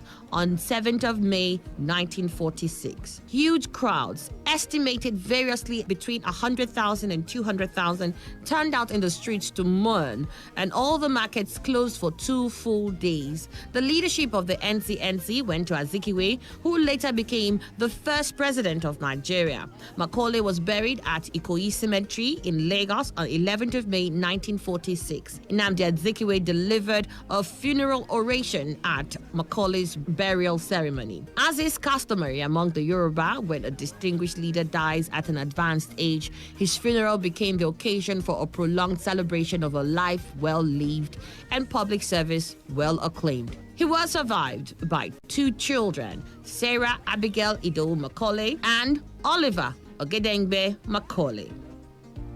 Personality profile. Now you know.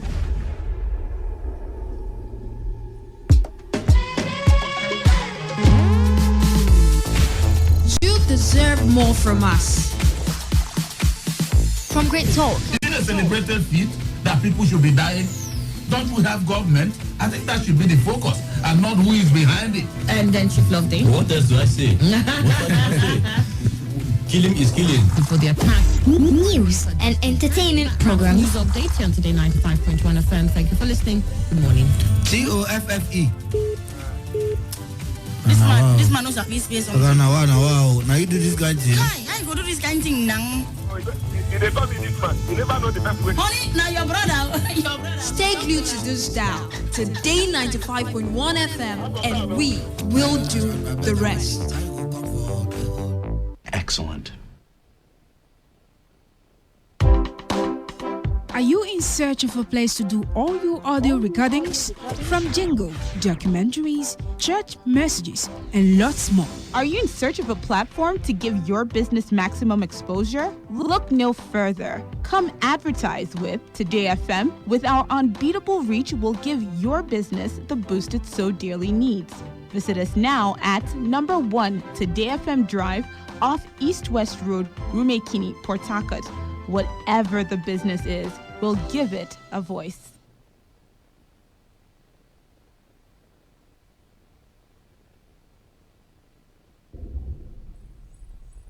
It's that time on radio. Let's take you into the life and times of men and women who inspire, role models who have shaped the world. Mansa Musa. Now, when we think of the wealthiest people in the world, we most often think of the Waltons of Walmart fame, Warren Buffett, or Bill Gates. However, if you go a bit further back in history, you'll discover that the wealth of kings, queens, and rulers of yesteryear trumps the bank accounts of most modern-day millionaires and even billionaires by a mile.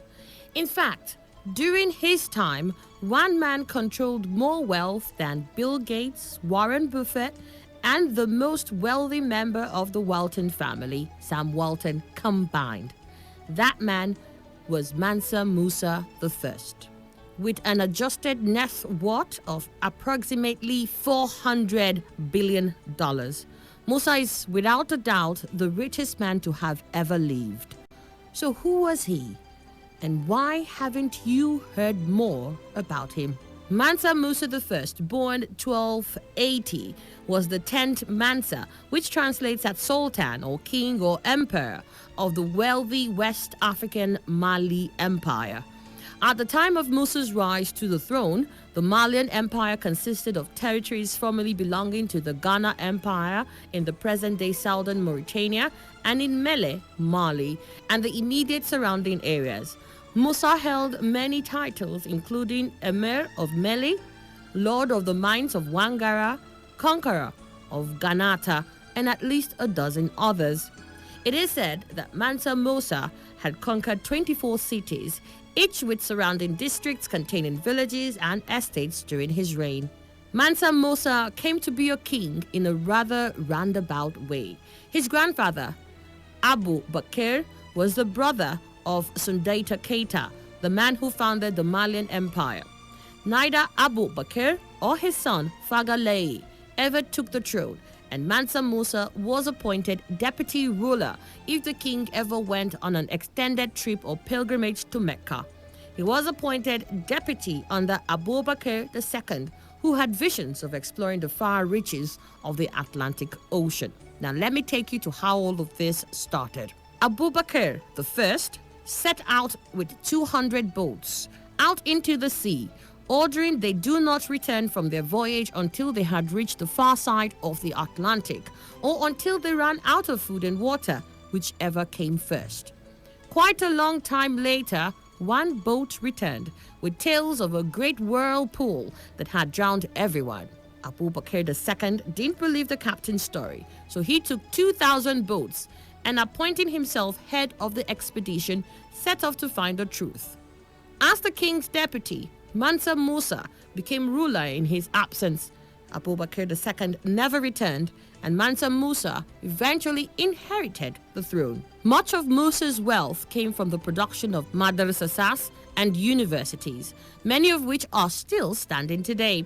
The University of Sankore was built during his time and is still in existence. The quality of life in urban centers such as Timbuktu was vastly superior to other parts of the world at the time, largely due to the availability of work and Musa's control of the gold and salt trades. Mansa Musa is mostly remembered for his extravagant Hajj or pilgrimage to Mecca with, according to Arab historian Al-Umari, 100 camel loads of gold, each weighing 300 pounds, 500 slaves carrying 4-pound gold staff, thousands of his subjects, as well as his senior wife with her 500 attendants. With his lavish spending and generosity in Cairo and Mecca, he ran out of money and had to borrow at usurious rates of interest for the return trip. Al-Umari also states that Mansa Musa and his retinue gave out so much gold that they depressed its value in Egypt and caused its value to fall. When traveling throughout his kingdom on the way to Mecca in 1324, his procession, including 60,000 people along the way, 12,000 of his followers carried 4-pound gold bars, which he gave away to the poor everywhere he went. Now, this caused him to control the price of gold for all of the Mediterranean. He also controlled more than half of the world's salt supply. Between his gold and his salt, traders from as far as Europe made annual trips to his kingdom from Venice, Granada, and Genoa, and this gave him the power to set prices as high as he wanted. The Hajj planted Mali in men's minds, and its riches fired up the imagination as El Dorado did later. In 1339, Mali appeared on a map of the world. In 1367, another map of the world showed a road leading from North Africa through the Atlas Mountains into the Western Sudan. In 1375, a third map of the world showed a richly attired monarch holding a large gold nugget in the area south of the Sahara. Also, trade between Egypt and Mali flourished. In 1330, Morsi invaded Timbuktu, which Musa had annexed in 1325. He quickly recaptured the city, fortifying its boundary with a fort and a standing army. As a major seat for trade in the region, control of Timbuktu meant control of the flow of money. During his reign, Mali grew to have more than 400 bustling cities. Muslim scholars from abroad flocked to the University of Sankore to study, and Musa controlled everything from his massive palace in Timbuktu, which was constructed by architects imported from Andalusia in Spain.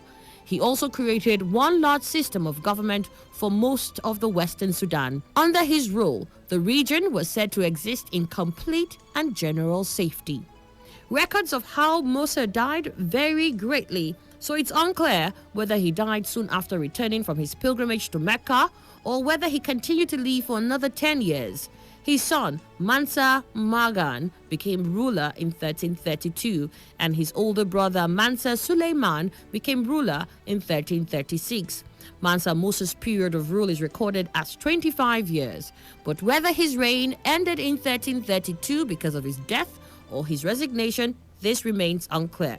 What is clear is that for over 2 decades, one man almost single-handedly controlled a massively wealthy empire with multiple major trading ports. Mansa Musa is said to have died in 1332, but then he had brought stability and good government to Mali, spreading its fame abroad and making it truly remarkable both for its existence and for its wealth, and a striking example of the capacity of the Negro for political organization. Today, there aren't any billionaires who could command 12,000 people to carry 4-pound bricks of gold on an incredibly long walk, or even billionaires who could affect the price of gold for simply being in charge. Mansa Musa was not only the wealthiest man ever to live, but arguably the most powerful. This may be a good part of the reason his story is skimmed over in most textbooks. That aside, Mansa Musa is a clear and perhaps rare example of a very wealthy individual who held at least an equal amount of power to go along with it. Personality profile. Now you know.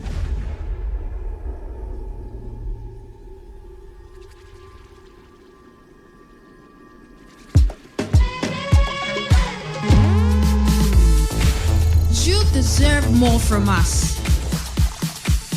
From Great Talk. Is it a celebrated feat that people should be dying?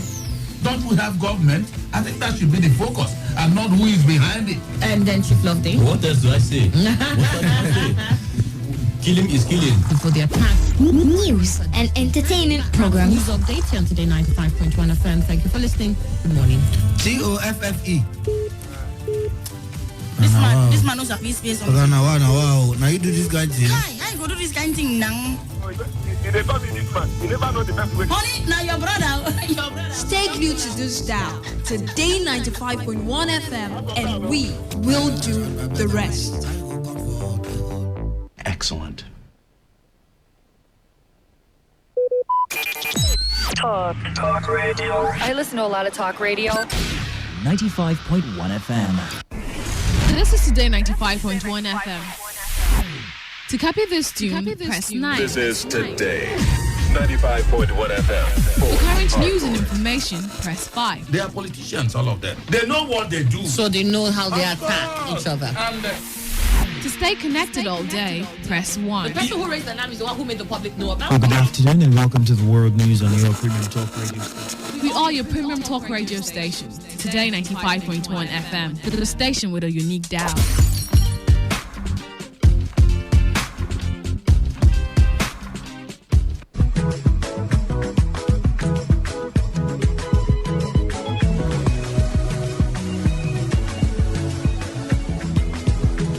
Welcome welcome to another edition of Global Sports Update.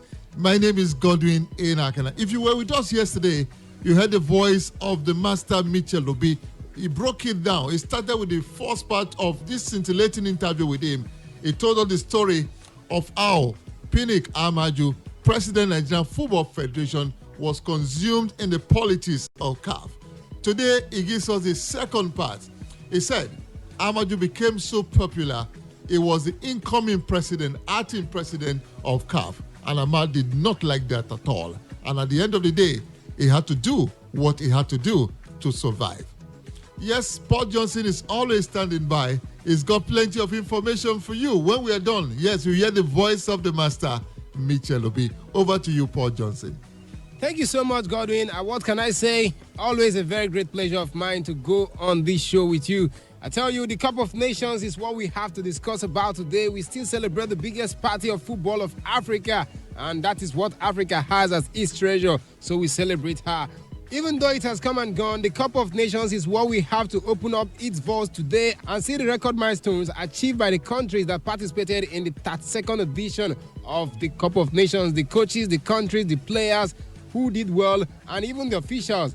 Yes, who did well in Egypt and who left a mark. Don't forget the first time VAR was introduced. Don't forget the first time it was a 24-team tournament. And don't forget that this tournament, the Cup of Nations, is older than our country's independence. It is also not a new story that Nigeria did not start competing in the tournament until the 1963 edition. Now, it is also noteworthy that even though Nigeria didn't start competing in the Cup of Nations alongside every other top African countries, yes, we also know that we have made the most semi-finals appearance than any other country. That record, we hold it jointly with Egyptian football country of the Pharaohs. Now, that's a very good one. But this day, we also check which one is the most unbelievable of records that we have in terms of performances. In case you don't know, Nigeria called the Green Eagles in the past and now the current Super Eagles at the present emerge as a team or country that has produced the most number of top-scoring players in various editions of the Cup of Nations. Did I hear you say, wow? Well, if you don't know, since Segun Odegbami, the mathematical number 7, emerged the joint top scorer in the 1978 edition, Nigeria has gone on 7 different occasions, produced top scorers at the African Cup of Nations, with Odion Judy Gallo, the most recent player to achieve that feat. Joining the likes, like you already know, Mathematica, who won it twice, Rashidi Yakini also coming top on the Cup of Nations top scorers sheet on 2 occasions. Jejo Kocha got it, and also Julius Agawa. Emmanuel Lemenike was the most recent player until Odion Judy Gallo also announced to Africa that when it comes to scoring, it is always resting in Nigeria. Now, that record, don't forget, we hold it jointly with the Pharaohs of Egypt. These guys, they know how to score goals. But then, which other record was made in Egypt this year? Algeria, the champions, they emerged champions while settling and equaling a record, as you may see it. Since the Cup of Nations was expanded to 8 teams, until this edition that we have 24 teams, only 2 countries have been able to win all their matches while lifting the Cup of Nations. And those 2 countries are Algeria's team of 1990 and Egypt's team of 2010. This Algeria team, they nearly achieved that this year, except for their draw against Ivory Coast in the quarterfinals. But then this Cup of Nations is like a deja vu for them. Their second Cup of Nations in their history is similar to the first one that they won in 1990, 29 years ago. During that time, they scored 13 goals and conceded 2 goals, despite having only 16 teams in the tournament. This year also, they scored 13 goals and conceded 2 goals. Now, you might say this is coincidence, but look at this one. As they won the 1990 edition of the Cup of Nations, they beat countries like Nigeria, Cote d'Ivoire, and Senegal to win it. And this time around, history repeated itself. Algeria defeated Nigeria, Cote d'Ivoire, and Senegal on their way to winning the Cup of Nations. Now, is that an Algerian magic that happened? Probably someone will say yes. This year's tournament produced 102 goals, the highest ever number of goals recorded in a Cup of Nations single tournament. 3 goals more than the 99 goals scored at the Ghana 2008 edition, but very poor in return since it is an expanded Cup of Nations with 24 teams. The goal ratio of 1.96 is nowhere near the highest. That was also the Ghana edition, which had 3.09 goal per game. Well, we don't have to keep going on in terms of the record because they are plenty. Neither are we going to go into the bank accounts of the football federations to check how much money they got paid into this new Cup of Nations. Neither are we going to also check that of the players to see how much incentive they were paid in order to ensure that their country emerged tops above every other nation. But then what we have to take home in this historic 24-team Cup of Nations is that African Cup of Nations has surely gone global, and long may this rise continue. So as I wish us a great day and wish my boss Godwin and Ahina a happy birthday. Today is your birthday, boss. I cannot thank you enough for what you have made the world to feel. I don't know how to put it, but I tell you, because of want of time, I have to say this one off air. But right now, let me hand you over to him. The birthday man. He is just one man that you can't stop hearing what he speaks anytime he speaks it on the airwaves. I have to throw you back to him to give you more on Global Sports Update of the day. Well done, Paul Johnson. Yes, he's waiting, he's standing by. Pinnick Amaju became so powerful, became a threat to Ahmad Ahmad. And just like in military coups, when you are caught, you are dealt with decisively. But if you succeed, you become an hero that is celebrated by everyone. So Amaju Pinnick became a threat to Ahmad as president of CAF. And everywhere you turn then, Mitchell Obi, you started hearing incoming acting president of CAF, Pinnick Amaju, and that was where the problem started. Yes, I think that is, it was more of the perception that this gentleman has an ambition that could torpedo a man from the island. But beyond all of that, they never got to share the vision they started with. There was a difference, a fundamental difference in their vision, their direction, and even their approach. And so you started seeing a divided house. Indeed, that house was divided even before they came to Cairo. So it was not unusual. And then you had the election itself, where Ahmad, being suspicious of the man so close to him, was beginning to see how he could get his men on board. And as they would say, if you are a lucky man, your luck can always stretch. He had most of his members elected, and so he had another firm grip again on the executive committee. And so when he came, because after every 2 years, as the statute stipulates, you need to look at your bureau. The bureau is made up of the president, the vice president, and one member of the ESCO, or sometimes you can integrate the secretary general if you trust him that much. And so he had to revisit his bureau. Now the proposal for his bureau, he clearly knew who he wanted. He wanted loyalty. He wanted people he could trust. Yes. He thought this was a time for him to say, let me go it my way. And he struck. Yes, and so Amaju was never in the calculation. And Amaju also realized that he was not in the calculation. So it was a question of, I know what you want to do. Just save me the opportunity of saying, look, include me out, to use that expression. Now, where does that leave Pinnick Amaju? What it does is that Amaju is still a bona fide executive committee member. Yes. And it will be said of him one time first vice president of CAF. Yes. So he still has his influence. They say leadership is influence. Leadership is all about inspiration. Amaju still commands good followers. But no longer a threat to Ahmad. Now. Nothing, he can never come close to. Indeed, Nigeria won't come close to that power for quite a while. Wow, that's the sad part of it, Mitchell. That's the sad part. Yeah, that is in drama. You talk about the denouement. The denouement means that everything visualized and comes to an end. You find out that Nigeria was so close to the corridor. Wow. Now we are not even in the road leading to the corridor. If you were in Pinnick Amaju's shoes, would you have done it differently? The style is the man. Ahmad is he looks humble, but he's not humble. He looks unintelligent, but he's smart. He's almost passive, but he can be very, very active inside. He's a man you can ignore at your own peril. Wow. And I think many people underestimate Ahmad. But he's not as if he has anything to give us or to show us that he has made his mark as camp. It has been one crisis to the other, and as my good friend Paul Judo will always remind me when he was alive. He said, Michelle, I can manage crisis, but how do you manage calamity? The calf we have today is a calamitous calf. Wow. At every point in time, there is one turnaround event or the other. And now, even the issue is, how will FIFA even come to take over? What will even be the role of the executive committee? Who will summon the executive committee? What will they be looking at? Will they be looking at, within these 6 months, will they be looking at their own books, which is under review, under scrutiny, under forensic audit? Certainly, we have one more to go. We just cannot exhaust this interview with Michelle Obi. Tomorrow is another day.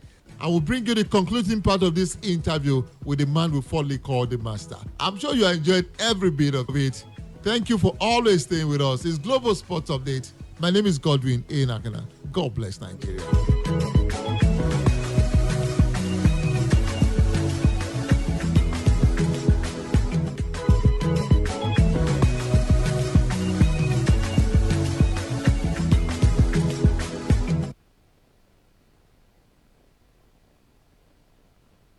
This is Today 95.1 FM, Port Harcourt, voice of the people. This radio has never been this good. Today 95.1 FM, Port Harcourt. Radio has never been this good. Today 95.1 FM, Port Harcourt. Today is here. Yesterday is gone and unrecoverable. Tomorrow, you don't know what it holds, right? You have today. Yes, you heard me. You have today. The indisputable truth is that today is pregnant with both good and bad. You have freely been given today as a gift to see what you will make out of it. Permit me to be positive. Permit me to sideline the negative and magnify the good. Permit me to espouse on today. Today is great. Today is wonderful. Today is targetable and targets can be achieved. Today is domineering and you can be dominant. Today is a conqueror and goals can be conquered. Today is challenging and you can challenge yourself for the better. Today is cheerful. You can choose to be happy. Just in case you're sulking, saddened and feeling sorry for yourself. Enough of the wallow in self-pity. You have today. I mean today. A journey of 1,000 miles starts with a step. Take that step today. Opportunities are everywhere. Just be sensitive. Build on yourself and get ready for the opportunity. Be the best you can be today, because I see the sun smiling on you. This message is powered by Today 95.1 FM. Voice of the people.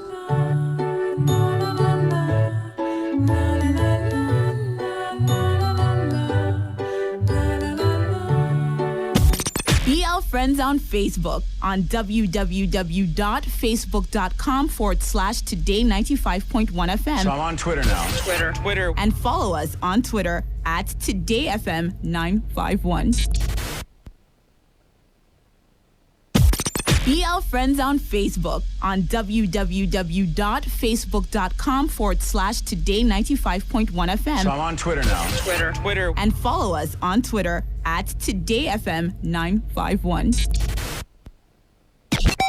Call us now on 0815-5951-951 or 0817-0000-951 and 0810-951-0951. All the information you need to start your day. Your number one talk radio station. 95.1. 95. You remember the discovery. This is Today 95.1 FM. And those special moments that made them a family. Let them say the say, and we do the do. My name is Annie Abdul-Salam. Thank God for life. Thank God for hope. I'm Ekutego, your host with the most, holding it down as usual. Should I propose to my man? He's refusing to propose to me.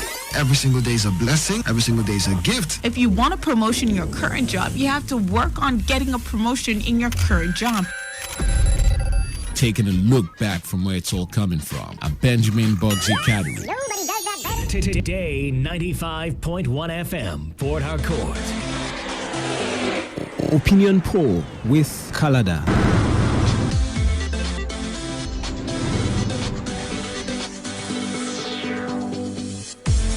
Today 95.1 FM, Port Harcourt. Opinion poll with Kalada.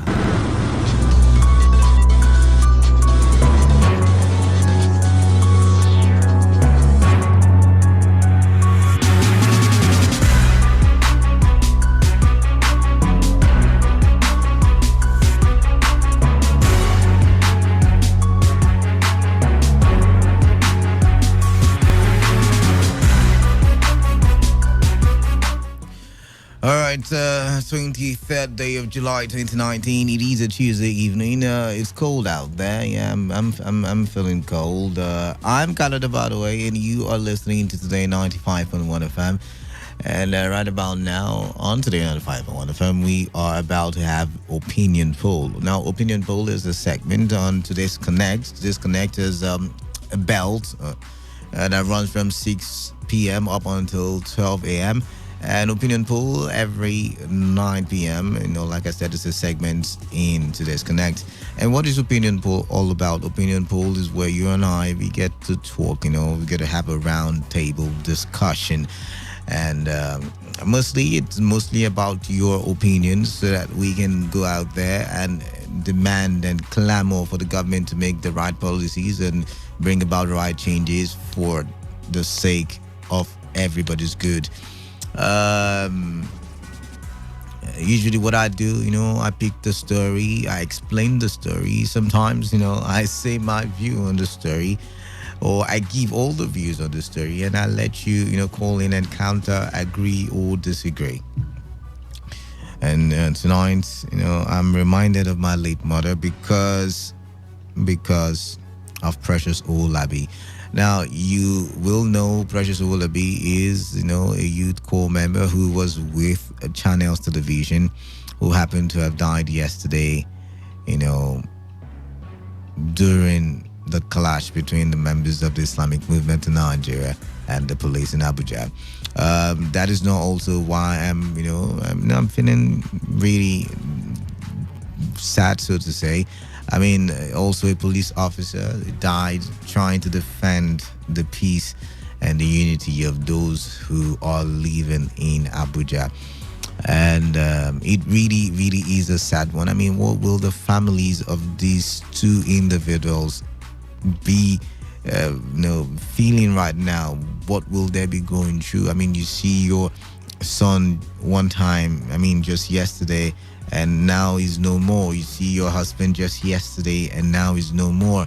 It's really, really a terrible feeling. It's really a sad feeling when, you know, someone you love so much is snatched away, you know, by death.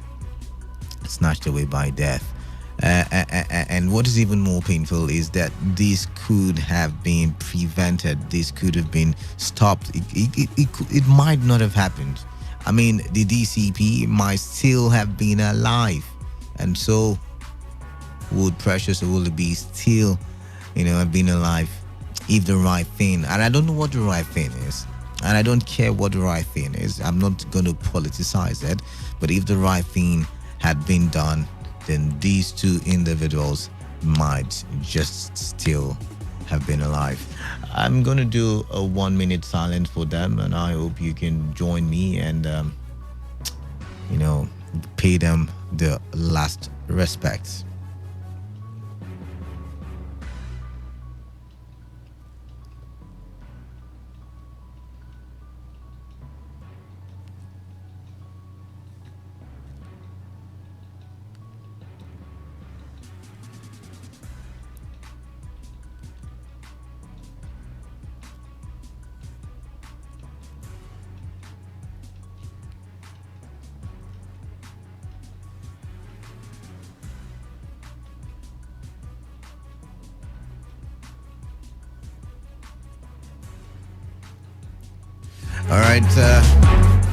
All right, welcome once again to Opinion Poll. Welcome. And I want to be looking at the state of affairs the state of affairs in our country, Nigeria. First of all, for those of you who have been clamoring like I have been, for the ministerial nominee list to be released by the president, he has finally done it, and 18 people from his former cabinet did not make a return. And the truth is, some of those people who made the cabinet, I really do not know them, so I cannot even begin to analyze whether this person is good or bad or great. I would need to have some information from agencies like the DSS and the FCC. I really would like to have some insiders information to know the integrity of these people. But let's just keep watching. 18 people did not make the list. 18 people did not make the list. So let's just hope that this new cabinet will do greater things. Whether you are off the APC or not, all we want is a better Nigeria, I believe. All you want is a better Nigeria. But that's not what I want to look at tonight. What I want to look at is, like I said, the state of affairs in Nigeria. I want to look at the security apparatus, the security architecture the security condition in Nigeria. Not too long ago, was it yesterday or the day before, the presidency came out and said, you know what, we are on top of the situation. Before we came into power, there was so much going on, and when we came, we were able to, cut it down to the barest minimum. We're able to reduce it to the barest minimum. And, I remember, the presidency saying that, yes, I think it was Gabashevu saying that, yes, we have our own peculiar challenges. I'm quoting them now. They say they have their own peculiar challenges, but they are on it. They are strategizing to bring about these the resolutions to all of the problems that we are currently facing. What are some of these insecurity situations that we have in the country? Kidnappings, banditries, all of those pockets of violence here and there. But there are major things like the Boko Haram terrorists, who have been shifted, so to say, to the fringes of the borders, and now they once in a while go abduct people, bomb people, kill people, maim people. The soldier who, the governor of River State decided to train his family died due to, Boko Haram insurgency. So there's still the Boko Haram threat, no matter how minimal you think it is, it's still there. There's the farmer headers crisis, which for me is a major concern. We talked about Ruger for almost 3 weeks. We talked about it extensively because it looked as if it was the solution that the government was preferring to the farmer headers crisis. And some of you, a majority or all of you, said that this is not a solution because it looked as if the government were trying to somewhat pay these headsmen for crimes committed. That is how some of you saw it. Some of you said, no, it will be putting one ethnicity above all others, and that the government should actually go ahead and arrest the people who had perpetuated the various crimes in the various parts of Nigeria where the clashes did occur. So the Ruger thing went on for so long. People shouted, people the 6 geopolitical zones, and finally and at last it was suspended, not cancelled, suspended. And it might interest you to know that there is something that the government is working on that they do call what do they call it now? They do call livestock plan grazing reserves, which they have earmarked 3.2 billion naira for. And they said it's a voluntary something where states get to liaise with the federal government and they see how they can ban open grazing. So that's still in the offing, and people are still, the government are still looking at how they can actually resolve this crisis. But while I've been arguing for or against Ruger, I've always said that I am of the opinion that the people who have caused this mayhem, not the entire Fulani ethnicity, But the people who have caused this mayhem should be arrested for the sake of unity in Nigeria. But have they been? Now, according to a particular report, I've been following. I've prepared for this very topic for 5 days now. Since on Thursday, I've been looking at various newspaper reports and studying and commenting. I feel like it's time for you and I to talk because I've got enough information. Now, while I do believe that a lot of these people who perpetrate these crimes, in the Elders Farmers crisis should be arrested. A report came out and said that about 35,000 Fulani herdsmen are in various prison police cells in various parts of the country. I do not know how true that is. I do not know the truthfulness of that claim. I cannot verify it, but I would like to see them prosecuted. But that's not where I'm going to. So there is that Ruger thing, and there is the talk about arresting the herdsmen, or the government will be seen as biased. But it will interest you to know also that hundreds of thousands, will I be exaggerating? Okay, let me put it at tens of thousands, have died due to the disagreement between herdsmen and farmers. Now, one would ask, how did this thing begin? Because farmers and herdsmen somewhat have been living together for many years. Whether you like it or not, it's not today where we started seeing these herdsmen carrying their cows, walking on highways and on various roads and streets. It's not a new thing. It's been happening for years. So why all of a sudden we are beginning to have clashes? The clashes are so bad. Some of them are either not reported or underreported. Now, in my research, I did realize that a particular community in Ogun State, where there's a particular, all the primary and secondary schools are closed. All of it in that community are closed because the herdsmen allegedly had ransacked neighboring communities.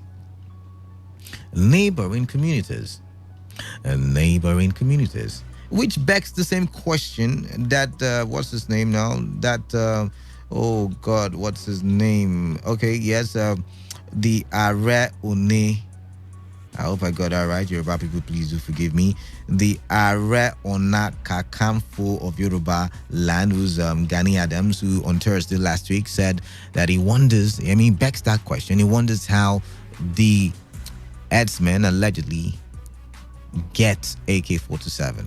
How did they get those weapons in the first place? Because those weapons are very expensive. Maybe 1 million, maybe 2 million, maybe 3 million. How were these herdsmen weaponized? How did they transition from carrying rods and sticks for cows to carrying guns? How did that transition happen? That's another question that we need to answer tonight. That being said,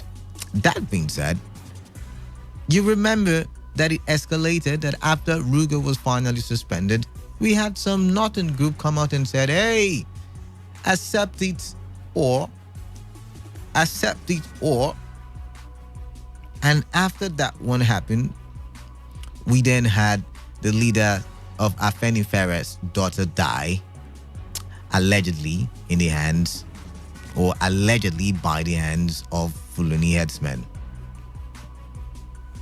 And it threw the country into another round of commotion. The Southwest began, to threaten fire and brimstone. The Southeast joined in the threat of fire and brimstone.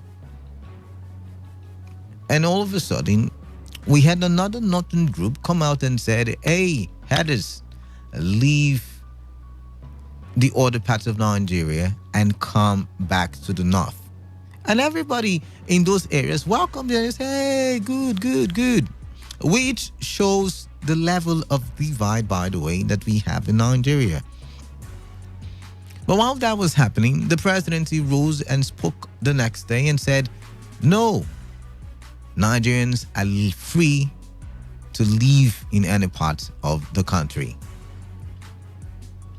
And while that conversation was going on, some of you were reacting to it, the Northern Group came up again and said, if you touch any of our people, we